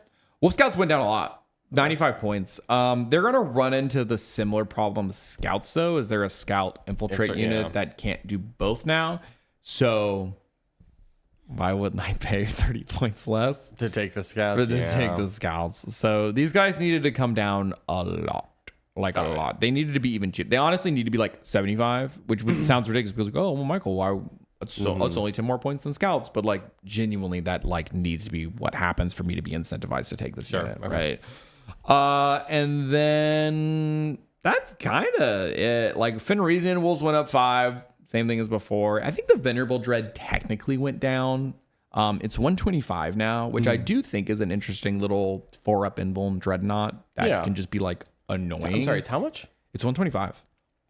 That is not many points. Yeah, it's really cheap for a little baby Dreadnought. I think that unit is a bit more interesting now. Okay. So when we let's look at our detachment combos, and that'll same thing as Space Marines here, blah, blah, blah. I don't think Space Wolves have any unique points to cost across the board in terms of what the Space Marine unit costs. I'm pretty sure it's a 1-to-1. You just have the cheaper Repex.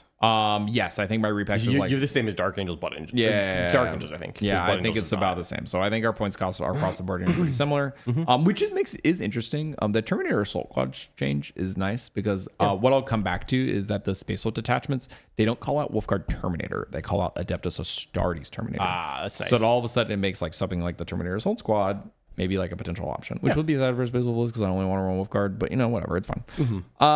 So we're gonna mostly ignore all the Space Marine detachments because we've talked about those. We're gonna talk about just the Space Wolf ones. So Champions of Fenris being Purge the Foe.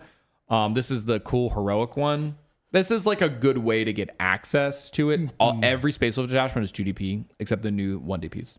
Okay, there are so no Space Wolf 3DPs. There is no Space Wolf 3DP, so you can combine all of them. But your Stormlance is 3DP like Space Marines. That's exactly right. Okay. That's exactly right. Yeah, which it unfortunately kind of had to be. Yeah. So like 2DP Stormlance would have been nice and would have given Space Wolves a lot of life. The problem is I think that would have been a very powerful army when combined with any of the 1DPs. Yes, for sure. Which is maybe what they like needed for balance sake, but you don't want to push the lever too hard, right? As you like to say. So the main ones I'm kind of looking at are, I think Saga of the Great Wolf as a take and hold is really good. I think it's a perfectly good place to be. I like to sit on my half of the table and be like, this objective is mine. Yay. And then I'll slowly make my way over. Making my way down. And the one thing that's awkward here is that you can't, like Saga of the Beast Slayer is Purge the Foe. Which is a melee purge army, which we have talked about, is kind of tough. But the 1DP combos aren't gonna like work. So like Veterans of Fang is about Grey Hunters and just giving them OC and stuff like that. Yeah. Yes, you can give the Grey Hunters lethals, but like, okay. I'm not excited about that, huh? Yeah, not really excited about it. The other one's a Terminator detachment, which gives them +1 to charge, like extra OC and stuff.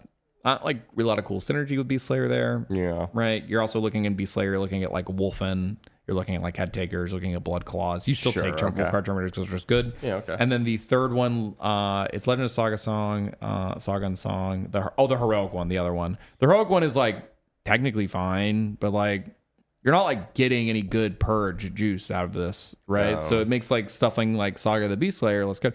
Another problem too is none of these combos give Saga the Beast Slayer access to Advance and Charge. There is no access to Advance and Charge combos, which means in this world, just Ragnar, yeah. You gotta be fast these days. Like you gotta have a good rapid, right? And transports are worse now. So I can't like run a bunch of like Tough. and even then the blood clouds are 10 man, so like they can't actually like fit in a lot of stuff. It's like a repulsor they can fit into. Only their bolsters what you fit in. So I think Space Wolves land in like a awkward spot. I think what you're going to see is you're going to see some Saga of the Great Wolf. You're going to throw some Wolfguard Terminators in it. You're either going to take the Grey Hunter detachment or you're going to take the Terminator detachment. And then you can take Stormlance as always. It's the same. It's the same Stormlance we know and love. It's going to be the same. I'm pretty sure the points update for it is the same points cost. There might be some experiments to try. Like I mentioned, those Dreadnoughts are really cheap. There might be some cool take and hold combos you can do where you play Saga the Grey Wolf because it buffs walkers to a certain degree through like walk through walls and stuff. Maybe you're like taking a bunch of Venerable Dreads and like Bjorn and Murderfang and a bunch of like weird stuff. Something weird like that may exist, but that's going to take time to evolve. The obvious stuff at the moment is just going to be what I mentioned. Take Saga the Grey Wolf, play take and hold, take your our 5 good units, play our 5 good units, and that's that. All right. So I think I would have liked to see a little more love here across most fronts. Space Wolves, I think, needed potentially to go down like Orcs did. Sure. Because, I mean, legitimately, I think the last one rate stats was like 38% or something for Space Wolves, which is like... Wasn't a good place to be. Not a good place to be. So I am going to try it. You're going to see me try it on the channel plenty. But hopefully we'll get some love out of it and we'll go from there. I hope to see it. Yeah, and then I think we're going to quickly skip over Tau and go to Thousand Suns. Because this is my last faction I want to talk about. So All right. This one's all you, buddy. All right, Thousand Suns. Let me scroll.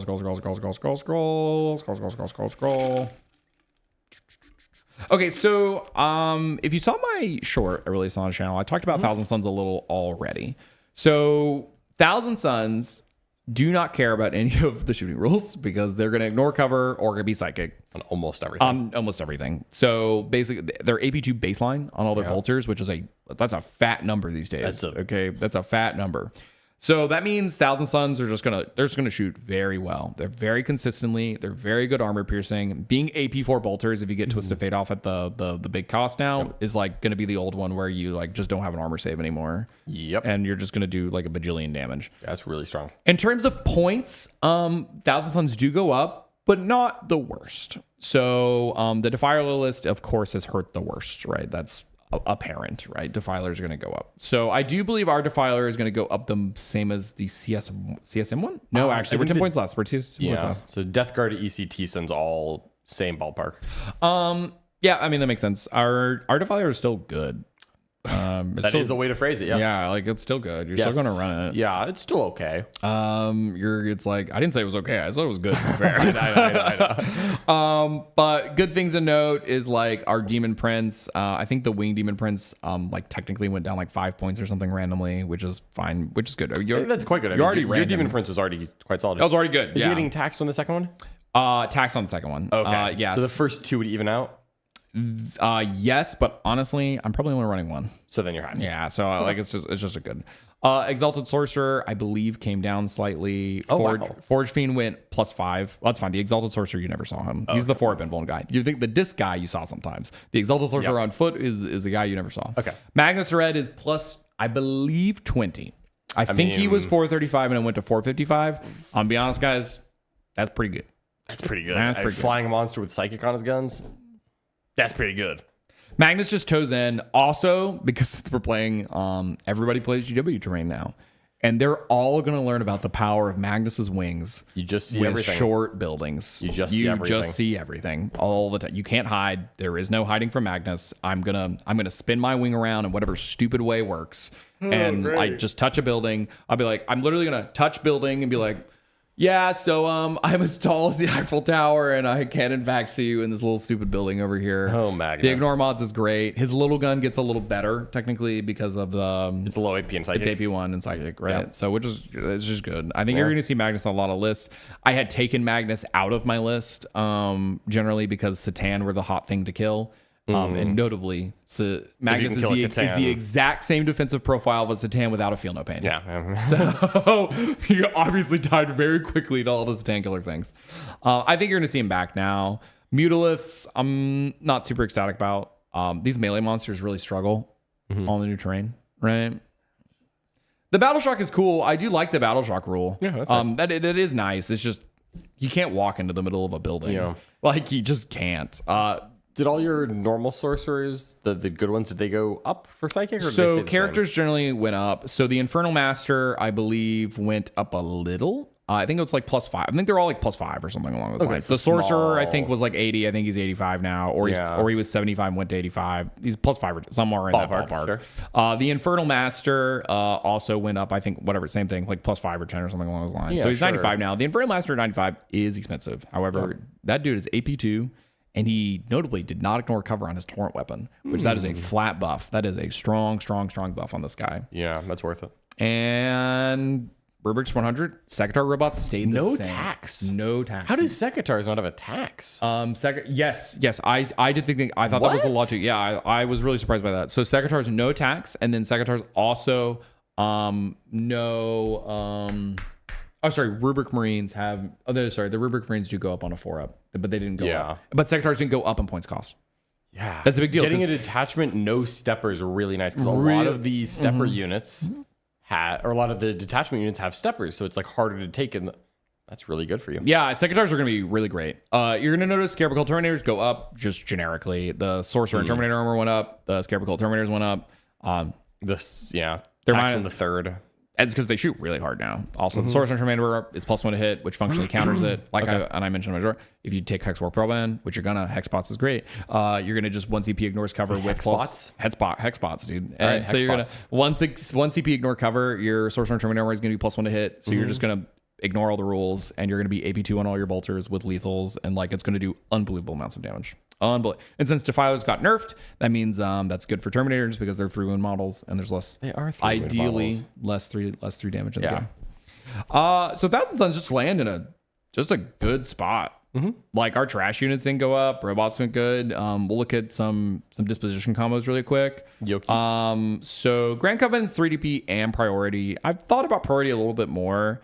Most of the problem with priority assets is sometimes you don't have to do actions not outside your little corner. But there is, I think, one mission that makes you go outside your corner, and Grand Covenant's really bad at that.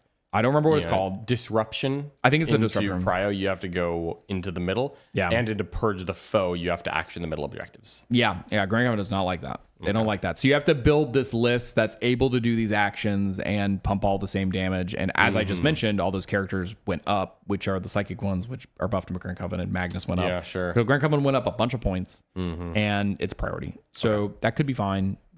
We'll see. Rubricate Phalanx is taken hold and 3DP. That's just good.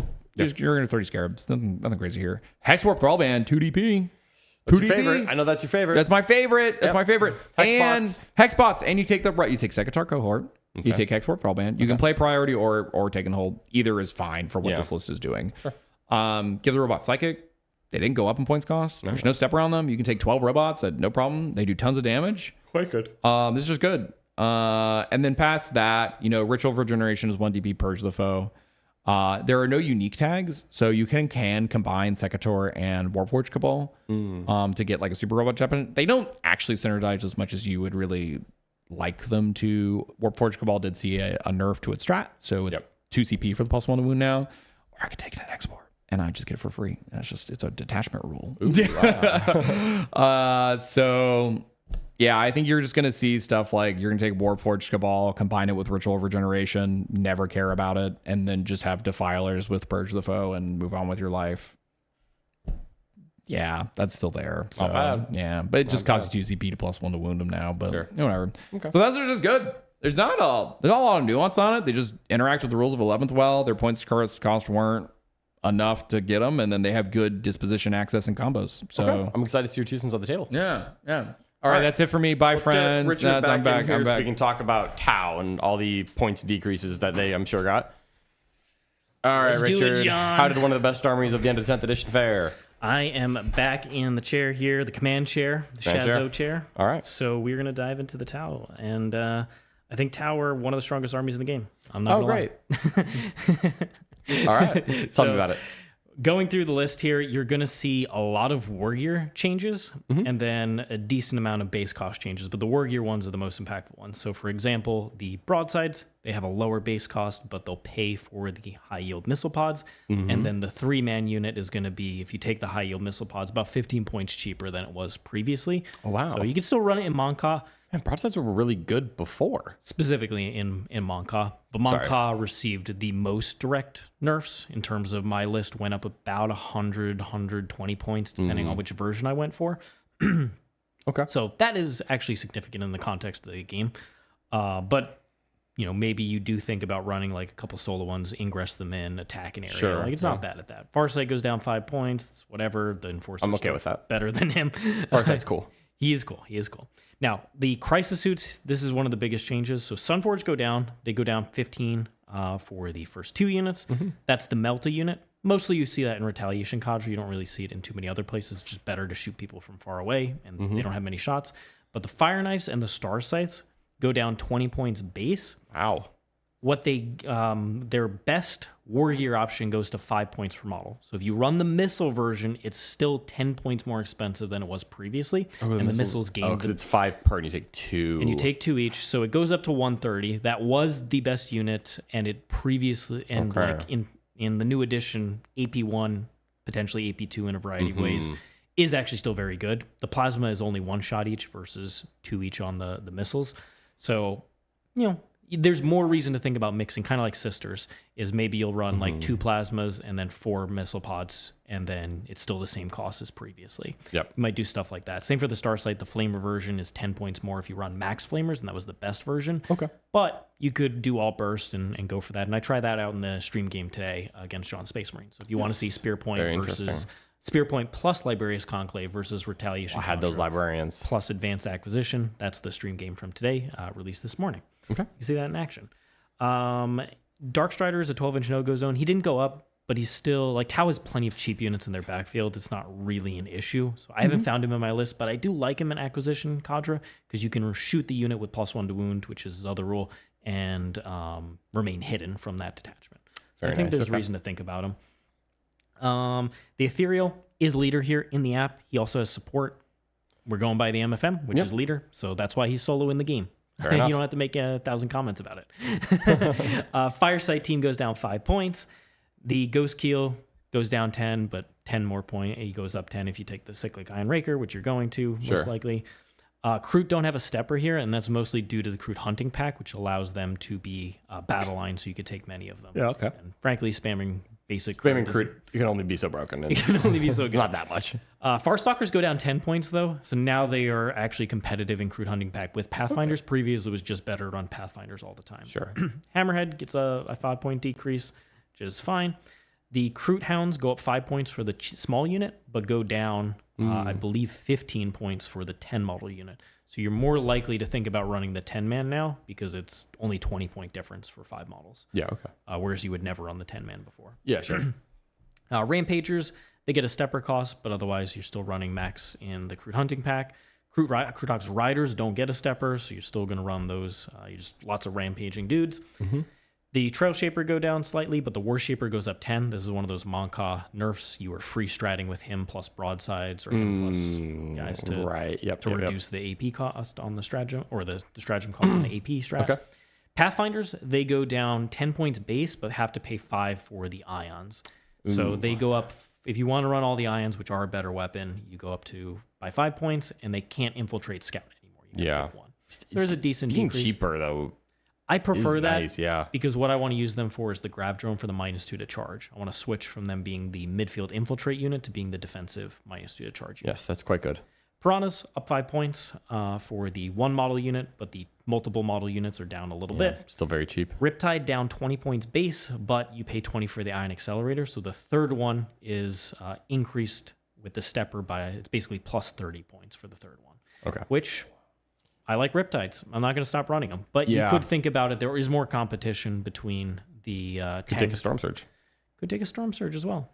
Could Storm Surge people. 100%. I got to finish painting mine. But there's a lot of things on the docket, John. Yeah. Those Locust Destroyers are speaking to me right now. And then Stealth Suits, they have a stepper for the third unit, although you really only see 2 of them typically. Storm Surge is at 360 for the first one, but gets more expensive for multiple. Sure. And the Town are also same way. Twin Lance goes up 20 points, and the FAQ change made it so that his minus to charge or take a battle shock and be minus to charge is visible now. How horrendous. Vespid go up 5 points for the 5-man unit and go slightly down for the 10-man unit. So overall, if you manipulate the war gear costs, you can keep Tau similar. But if you run the best version of it previously, you're up about 100 or so points. Okay. But just cutting all the ion rifles off your Pathfinders is 30 points of those nerfs gone. So yeah, but they do doing shoot significantly less than before. I mean, you see it in the game. I didn't kill 5 Marines where I would obliterated your intercessors if I had the ions. So you know it's a downside, but then there's upside because you get more stuff. Then the detachments. Now this is the big thing: is Tau has the second least amount of detachment combos in the game because they lost most of their newer detachments became they're 1 digital DPs. ones. Yeah. Okay. So they don't have as much combinations, and then there's unique ones. So Crude Hunting Pack can't combine with Auxiliary Cadre, and then you can't combine Retaliation Cadre with the Experimental. Is the most least agents? I was trying to do the math. Agents is the least. Okay. Agents and then Tau. Got it. So that is annoying. I get why people are frustrated. It is frustrating. Frankly, the two unique things shouldn't be on there. Those should be comboed with each other. But Monka is Purge the Foe, which is awesome. Monka is still very, very strong. Very good. And then I think Callion plus Advanced Acquisition Cadre, I show that off in a game against Custodes in the War Room. Felt really good. I think Crude Hunting Pack with Experimental Cadre to buff some random crisis units and the Twin Lance that you have in there is actually not bad. And the Retaliation Cadre plus Advanced Acquisition is also quite interesting in my opinion. So even though Tau doesn't have a diversity of options, the 3 best options are strong options. Yeah, those are good. I feel very good about Tau. I think they're one of the best armies in the game. And I think they can punch up into anything. Yeah, and I mean, Purge the Foe on Montka is still terrifying. It feels really good. It does. All right, and then we're going to round this out with Tyranids and World Eaters. So take it away for Tyranids. All right, so Tyranids, I think, have the nice benefit of getting probably slightly less increases than most things. We're going to see small ones like the Biovore is up 10. I think it is maybe a little cheaper on the, or it's at least a cheaper rate on the 2 and 3 main units. We're going to see that a lot. But broadly speaking, a lot of stuff didn't change. Gargoyles went down 5, which is nice, but they also got worse because you can't Deep Strike or Fire and Fade. To me, I was a 0 Gargoyle gamer for a while, and I honestly don't think 80 points is going to actually put them on my list. Maybe 1 unit, but broadly speaking, I don't. Can't string out all over the place. You can't string them out as much. The new Heroic Intervention changes means just like tapping someone's objective with Gargoyles doesn't matter because guardsmen beat them up. Let alone something like an Orc Boy. Yeah. And we see drops on things like Harpies and the Hive Crone, which don't matter because those things are terrible. A decrease on Hive Guard is nice. I actually like those in Sub Assault. The Walking Hive Tyrant's still good. Hormagaunts went up 5 on the 10, down 10 on the 20. That's actually kind of interesting. Lictor stayed the same, which is a bit of a bummer. Maleceptors went up. We have a lot of Psychic Guns that went up a little bit. Maleceptor up 10, Neurotyrant up 10, Neurolictor up 10 because it does Battle Shock stuff. That's all fine to me. Couple things went up 10. Some things went down. Like both the Norns went down. The Norn Assimilator, I think, went down 25 points and has an auto-take enhancement that costs 25. So we're kind of going to side grade, but I'm going to get a 4-up Invuln out of the deal, so it's not too bad. The Norn Emissary goes down. Now, Norns do get taxed on the second one, unlike Greater Demons, because Norns are not nearly as galactically common as as every Demon Prince besides the EC one and as Greater Demons. And so that's like, that's kind of weird. I feel like Norns could have been taxed on the third. I'm going to be honest. I don't think Norns were really taken over. We're not going to see the 6 Norn list. Maybe we will. We might. Maybe not in the War Room, but maybe we'll see it somewhere else. Pyrovores, we actually see a decrease in the multi-model units, which is good because their whole shtick is stripping cover. And the first one didn't go up because it was a strip cover piece that wasn't taken very often. But actually, no, I think it did go up. I think it was 40 before, now it's 45. I think the first one went up and the second one went down. So I think you just take these as 2, because if you're 45 points in the hole, you might as well pay 20 more for a second body. But a 2-man I like. And also it's a little easier to bring them in from Reserves and Flame. It was actually really awkward because the first model was more than 3 inches thick. So if it strat reserved, the first one could shoot and the second one genuinely couldn't because it would like be behind it. Yeah. And that was just like really awkward. But now you could actually shoot them both out of strat reserve. So I like a 2-man Pyrovore. A lot of things, Ripper Swords went up 5. I don't know why. I have no idea why. No one can explain to me why Ripper Storms went up 5. Why? They're OC 0. They don't do anything. They take up I've never space. seen what do they Like Spore Mines. It's a 40 millimeter base that for 30 points, it's 1. It's 1. I don't know. I don't get it. I don't know. I think Termagants went down slightly on the 20 mans. I think same thing as Hormagants. The 20 mans went down a little bit. The Tervagon went down a little bit as well. Swarmlord went down 10, which is actually kind of nice. I don't know if you take him, but he went down. The Tyranid Prime went up 10. So basically most of the Tyranid units that you were actually taking went up 10, and all the stuff you weren't taking went down 5 or 10. And that means you can kind of fiddle the list to be relatively close to what you were end of 10th, which is, again, close to the end of 10th is not a bad place to be. That's probably better than average, honestly. We also see a little bit of war gear cost in the Tyrannifex. I think that the Tyrannifex is down 20, pays 10 for an acid spray, 20 for a rupture. I am a lot more interested in the acid spray now than I was before.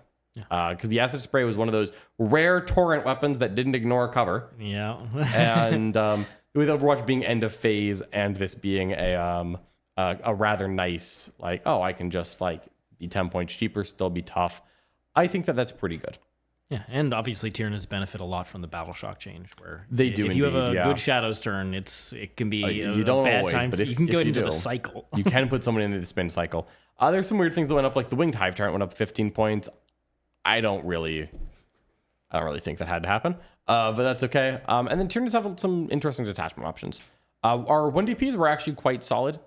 Unfortunately, I think that our 3DPs being Invasion, Fleet, and Sub-Assault, I really don't like Disruption for Sub-Assault. I actually don't like up and down armies being Disruption because their mobility is teleporting, and it's very easy, I'm afraid, to just like not get to teleport onto an objective because your opponent realized what was happening.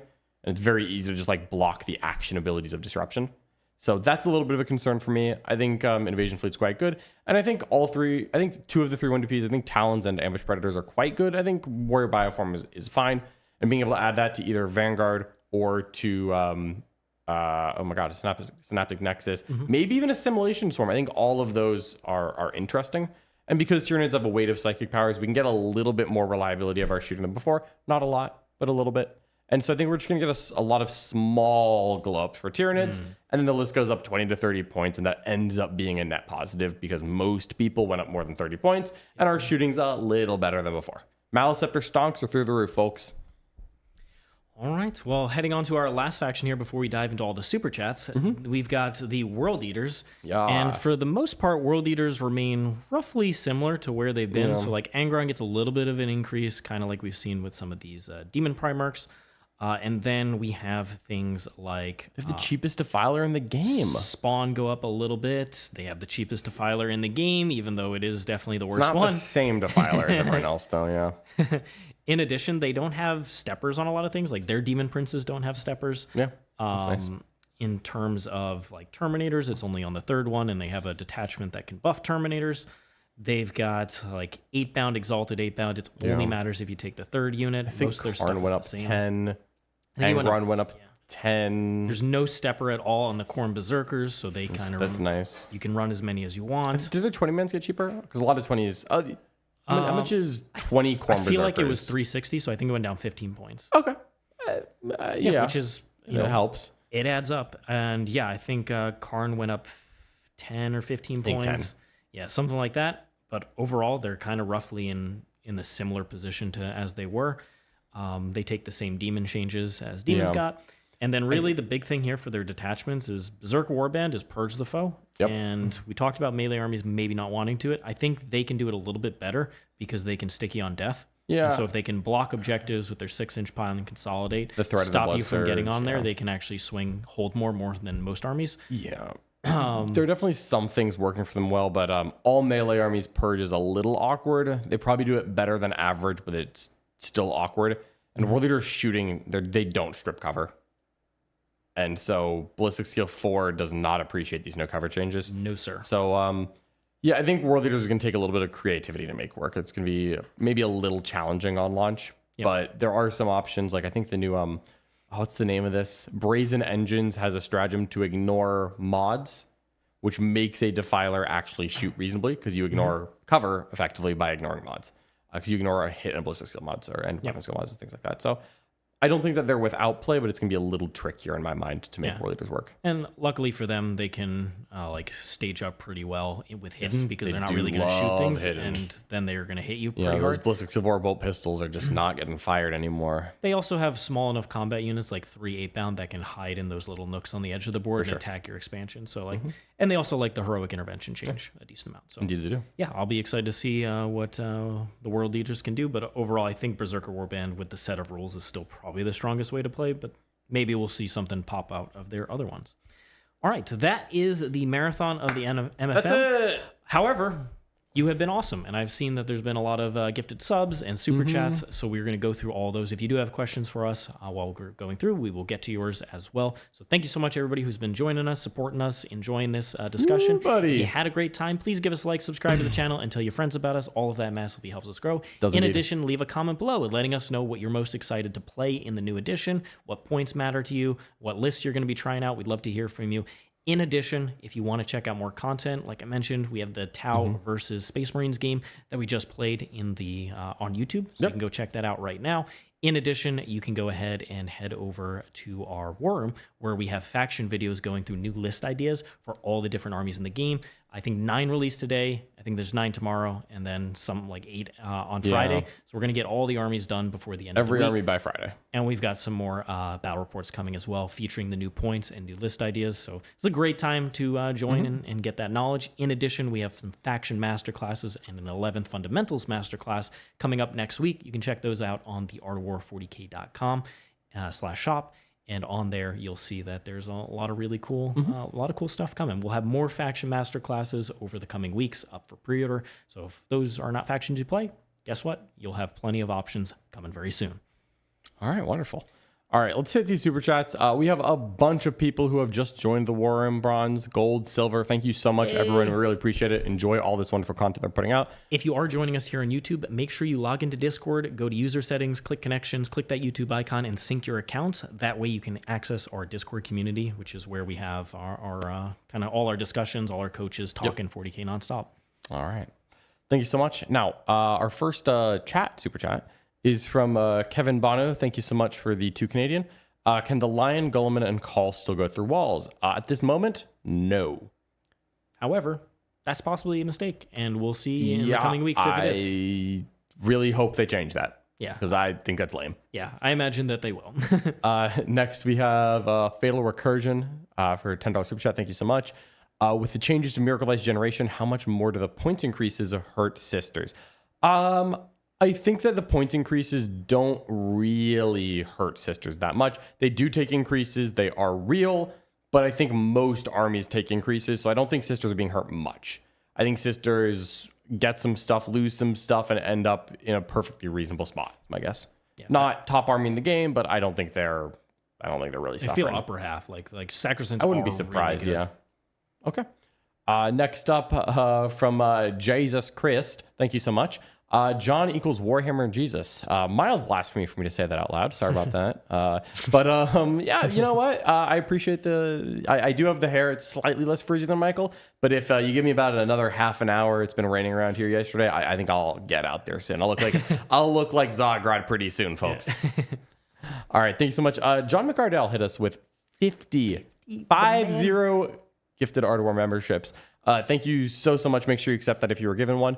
John McCardell, you are a true champion of Khorne. And he is a champion of the Wa, all right, of Gork and Mork. So prophet? He's a prophet. Indeed. Yeah, he is loving these orc changes, I'm sure. Excited to see what you come up with, Mr. John. Thank you so much for your support. Then we have another super chat from I'm the Marabiba. Sorry I'm late. Please start over. If we had seen it when you had super chatted that, we would have started over. For sure. I'm so sorry. Otherwise, we would have. Really, I would have. We're only a quarter through a marathon or something. Yeah, whatever. David, welcome to the War in Bronze. And then Sam Zero. Second Orion dropship costs extra. You know what? That's like a consistency thing. Because an Orion is almost as rare as a Greater Demon. And so it should go up on the second one. Much like a Greater Demon should. However, it makes no sense because you're never going to take a first Orion, so the second one doesn't really come up that often. Then we have a Makeshift Brand. Thank you for the 5 Canadian. Are we in a guard horsey meta since they are 60 points instead of 75 point infantry? I do like guard horsies. I do like It's horsies. actually your favorite part, I believe. Melee guard is my favorite. And they are one of the 2 melee units. Bulgrin and Rough Riders are equal loves to me. I'm equally fond of both. Yeah, they're just great. Ever since I watched, the Two Towers as a young boy, I've been a Rough Rider fan. Let's go. All right. Quentin Grombridelensina, welcome to the Worm Silver. The Ice Cream Man, welcome to the War Room. Legacy, welcome to the War. Legacy sent 50 Art of War 40K gift memberships. Oh my Legacy goodness. himself. Thank you so much. Woo. We really appreciate your support, and thank you for gifting so much subs. Just really, we love that you're sharing our community with so many new members. And we have a lot of new people on the channel, so thank you so much for joining us. Thank you. Hope you're having a great time. Buddy. Commodore with Super Chat says, the Sanguinor's ability is now an ingress move. The timing means he isn't eligible to move in your following turn due to ingress wording. That, I'm going to guess, is a mistake. Probably should be fixed. I'm going to assume that if you ingress in one turn, you should be able to move the next turn of yours.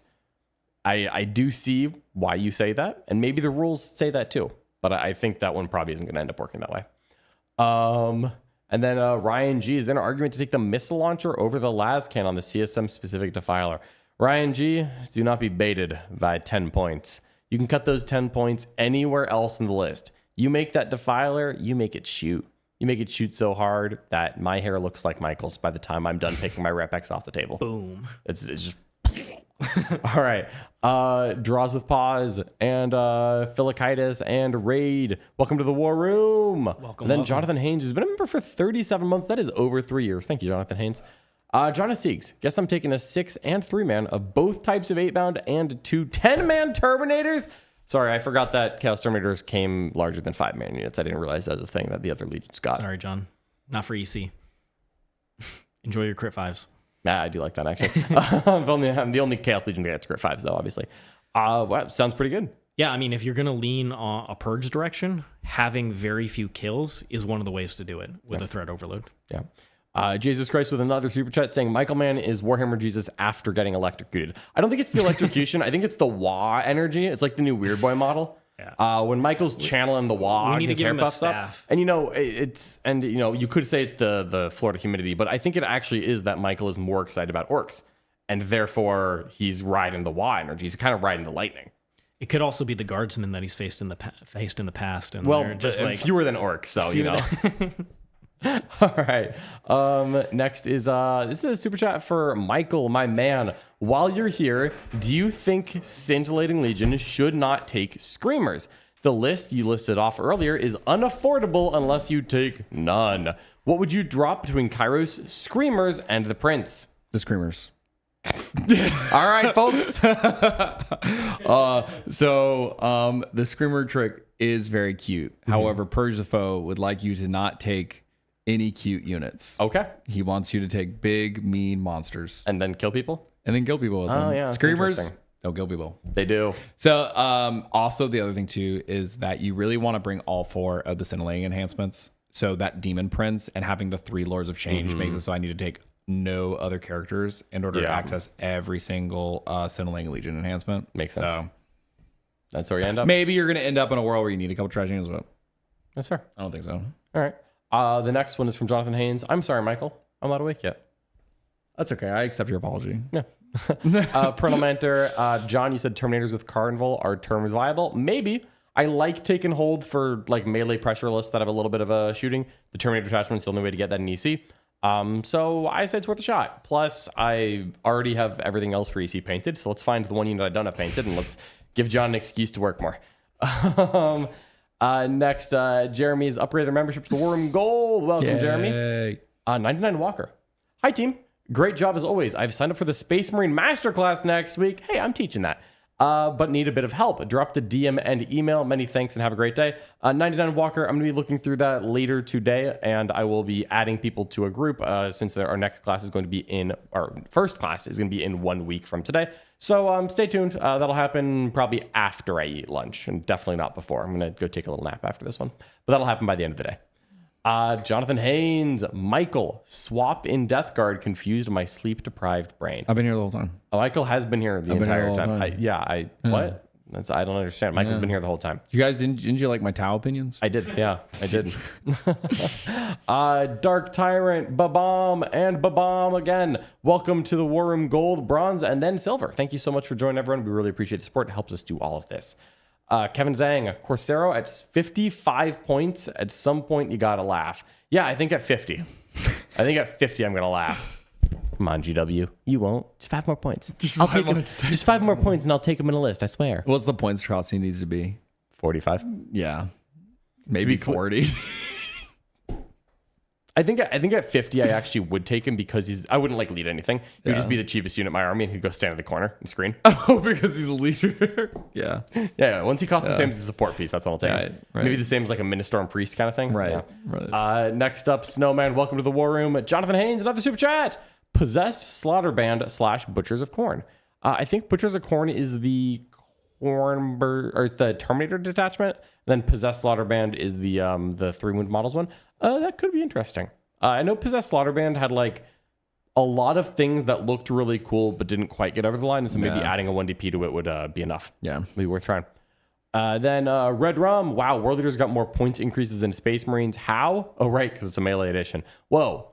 I think I want a little bit more sympathy here for my Wardens of Ultramar that went up 5 points. Red Did Drum, World I Leaders think really go up more? they did not. Oh, okay. They did not actually. I was like, I didn't do the math. I was like, did they really? They didn't. Okay. But did World Leaders probably need fewer increases? Yeah. Like Space Marines deserve the increases they got. World Leaders, I don't know if they World Leaders were probably should have gone up 0 fact, except Defilers. Yeah, other than Crabs, which would be fair. Next, we have the comptroller for the World Eaters, who had a super chat that just disappeared on me because Richard scrolled too fast. Up. All right, we're looking for comptroller. There it is. Thank you so much. Confused but happy that GW was like fast melee units and units with surge moves will go up, and then didn't point to nerf Chrome Berserkers at all. Well, I think if not for those benefits, we would have seen them get cheaper, but instead they're going to say, some things got better for you, so we're like, kind of wait a little bit. Yeah, the guys, see where World Eaters land. The Berserkers don't need to go up. I do not believe Berserkers need to be increased. Let them be. I am okay with that. Be. Yeah. I, a renowned World Leader hater, I'm okay with them staying. They really did not need to go up. Yeah. The Johan and Daruckus, welcome to the War Room. Thank you so much. And then Jeremiah, sucks that Space Wolf still can't access generic Space Marine characters. Well, that's like in the lore or whatever, right? So, because like I don't think they can't get librarians because they don't believe in psychic. They're not psychers. But you don't have a rune. It's magic. You don't have a rune. We should have a rune priest. You should have a rune It priest. should just be a rune priest, and it should have the exact same data sheet as a librarian, but it says rune priest. Yeah, I would be okay with that. That's stuff like that. And then like our battle leaders are supposed to be like captains. It's annoying, but I think it's a bummer. I love Dark Angels. I love being on the right side of that feud. The just and righteous side of that feud. Right. But I think it's a little bit of a shame that librarians can lead Inner Circle companions for incredible effect, but cannot join Wolf Guard, Wolf Veteran. Yeah, wolves. they just need to like, in order to make the flavor work, just change the names and move on. Yeah, I think they need that. Yeah, I would agree. John Apocalypse, if you could create a new Alpha Legion detachment for CSM, what would it be, and should they make Legionnaires into 2 units? No one gives them bolt guns. Yes, John Apocalypse, they should make Legionnaires into 2 units. I like it when they do that for battle line units with terrible war gear. And you know what I would do for the new Alpha Legion detachment? It is at the start of the game, you choose your force disposition. That's kind of good. That'd be kind of cool, right? That's kind of cool. Or like make an enhancement. Or what if like at the start of the game, you can choose to have the same force disposition as your opponent instead of what you had. That's kind of like you start as disruption, and then at the start of the game, you'd be like, no, you. And you just take their force disposition. And then you make them play disruption. That's cool. Okay, don't make them play something. I'm sorry, stop. No. All right, maybe not the last part.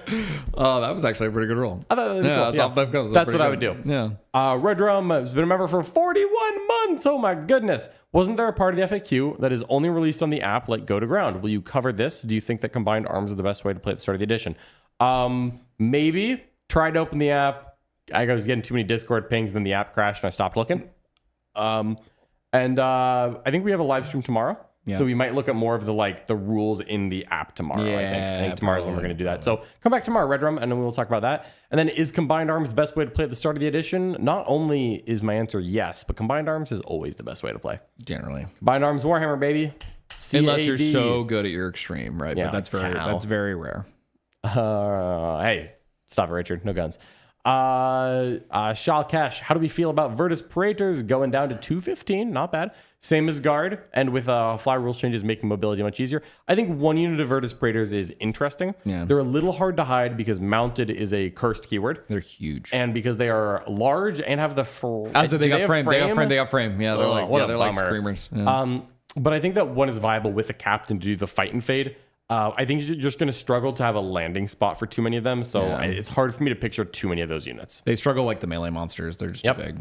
Lieutenant Gothmog, because the time of the orc is now, says that Rippers went up because swarms go through walls. I hate it here. That is the reason. It's a reason, all right? That's a reason. Slaaneish's Palace, which is where I want to be. We get hooked up. No party like a Slaaneshi party. You are correct. Those are the best parties. I'm seeking thrills 24/7, folks.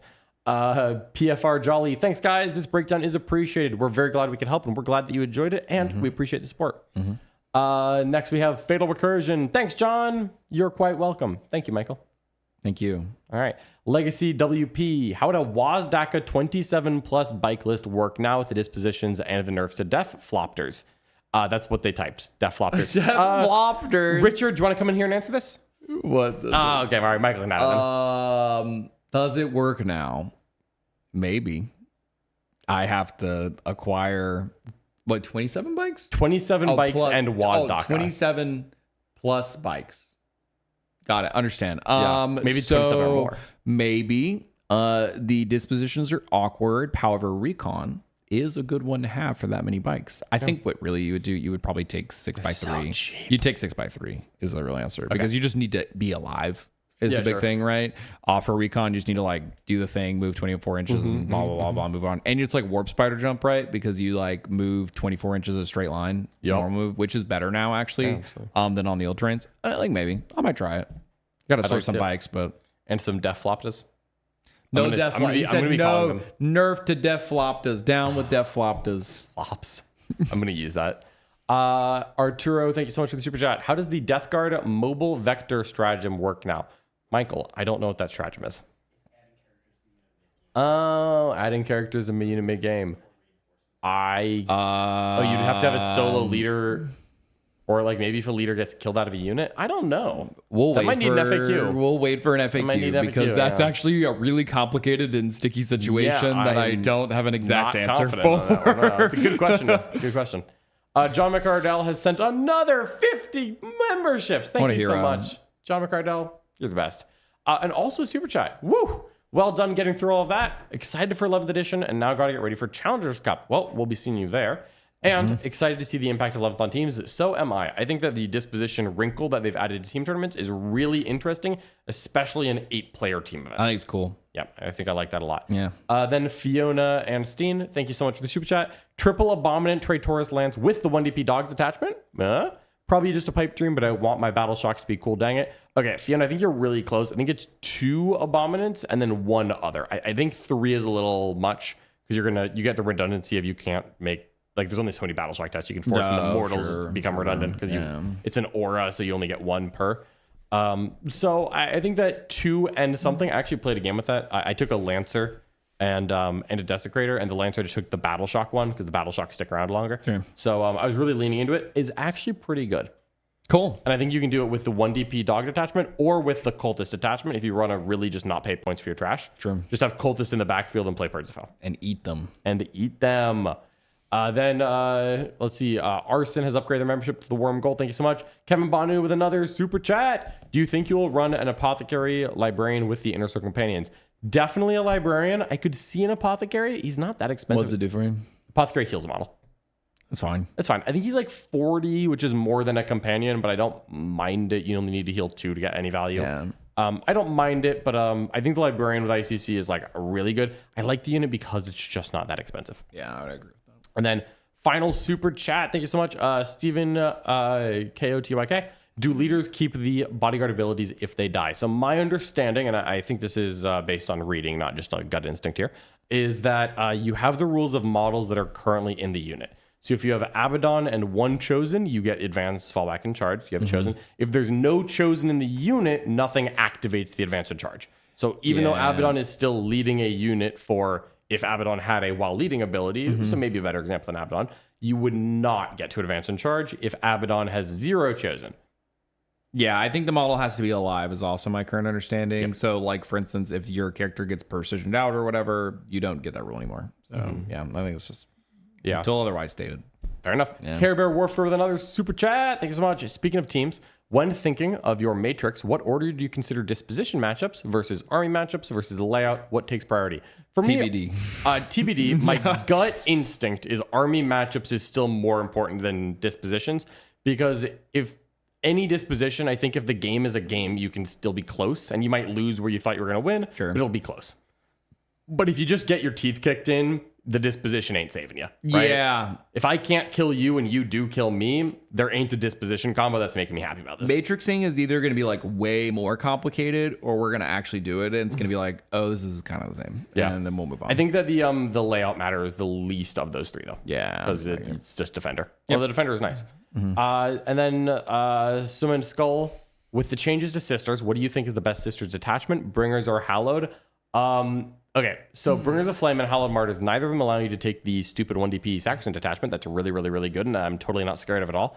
So I am going to go out of right field here. I think that you could combine that with Army of Faith, or you could do Sacred Champions to get a different good Sacrosanct detachment, and then take the 1DP that allows flying units to benefit, and an Exorcist, and you just like splash in a little more stuff. You get to take like 20 Sacrosancts in either of these lists, and then you take like Junith in one of them, so it has the flag keyword. Canis in the other, so you have a 2-up invuln firewall between someone killing your Hospitaller after the Sacrosancts die. You can do really cool things like that. And as to which is best, I think we're going to play some games with it. I think that Sisters in general look really good because the Castigator is a War Crime Factory with the new cover change. Oh, it is really good. Yeah. It is. Yeah, really, really Castigator is a War I Crime. didn't even think about that. That's really good. Yeah. So I think Sisters are going to have a lot of different options. Hollowed, if the res a character and then res the models, that's cracked. Bringers, fast shooting is really good. You could go in. I feel like there's like 4 options for Sisters. I might be reaching a little bit with Army of Faith. I just want that to be true. So I want to run Zephyrim. They're my favorite Sisters model. They used to be really good. They sure were when they were my favorite. So yeah. And then Red Drum, Michael, we need a date for the 2 Stompa game, ideally versus Jack's 2 Cornlord of Skulls. We need peak Warhammer on a prime time showing. I can't promise you 2 Stompas, but Do we have one Stompa? One Stompa will happen. I do have a Stompa. Okay, So let me clarify. It's Garrett's Stompa that I have. Got it. So all we need, so we're only 1 Stomp away. Right. You should have a Stompa. You will get a 1 Stompa. I do need to get one eventually, but you will get a 1 Stompa game. That will happen. The Dread Mob 1 Stompa game, Purge the Foe We'll just will go ahead and happen. get a second Stompa, and then we can make this happen. Right. All right. At the moment, folks, we are done with Super Chats. Thank you so much for your support and for being here with us for this extra long, extra special, extra 11th edition stream. Please, if you like this, if you like us, like the video, let us know. Leave a comment. Let us know what you think about all these points changes, what you're excited for, and subscribe to the channel. As well, you can become a member either here on YouTube or the Warhammer in the link in the description below. And my closing thought would be that the army that got the most nerfs is the one that you play. And the one that got the most buffs, that's your buddies. So remember that, folks. That's what's always true at the start of the edition, is that your army got hit the most. That's right. That's not true, folks. Your army's just fine. That's it for now. We'll see everyone next time. Thanks for being here. Bye-bye. Bye.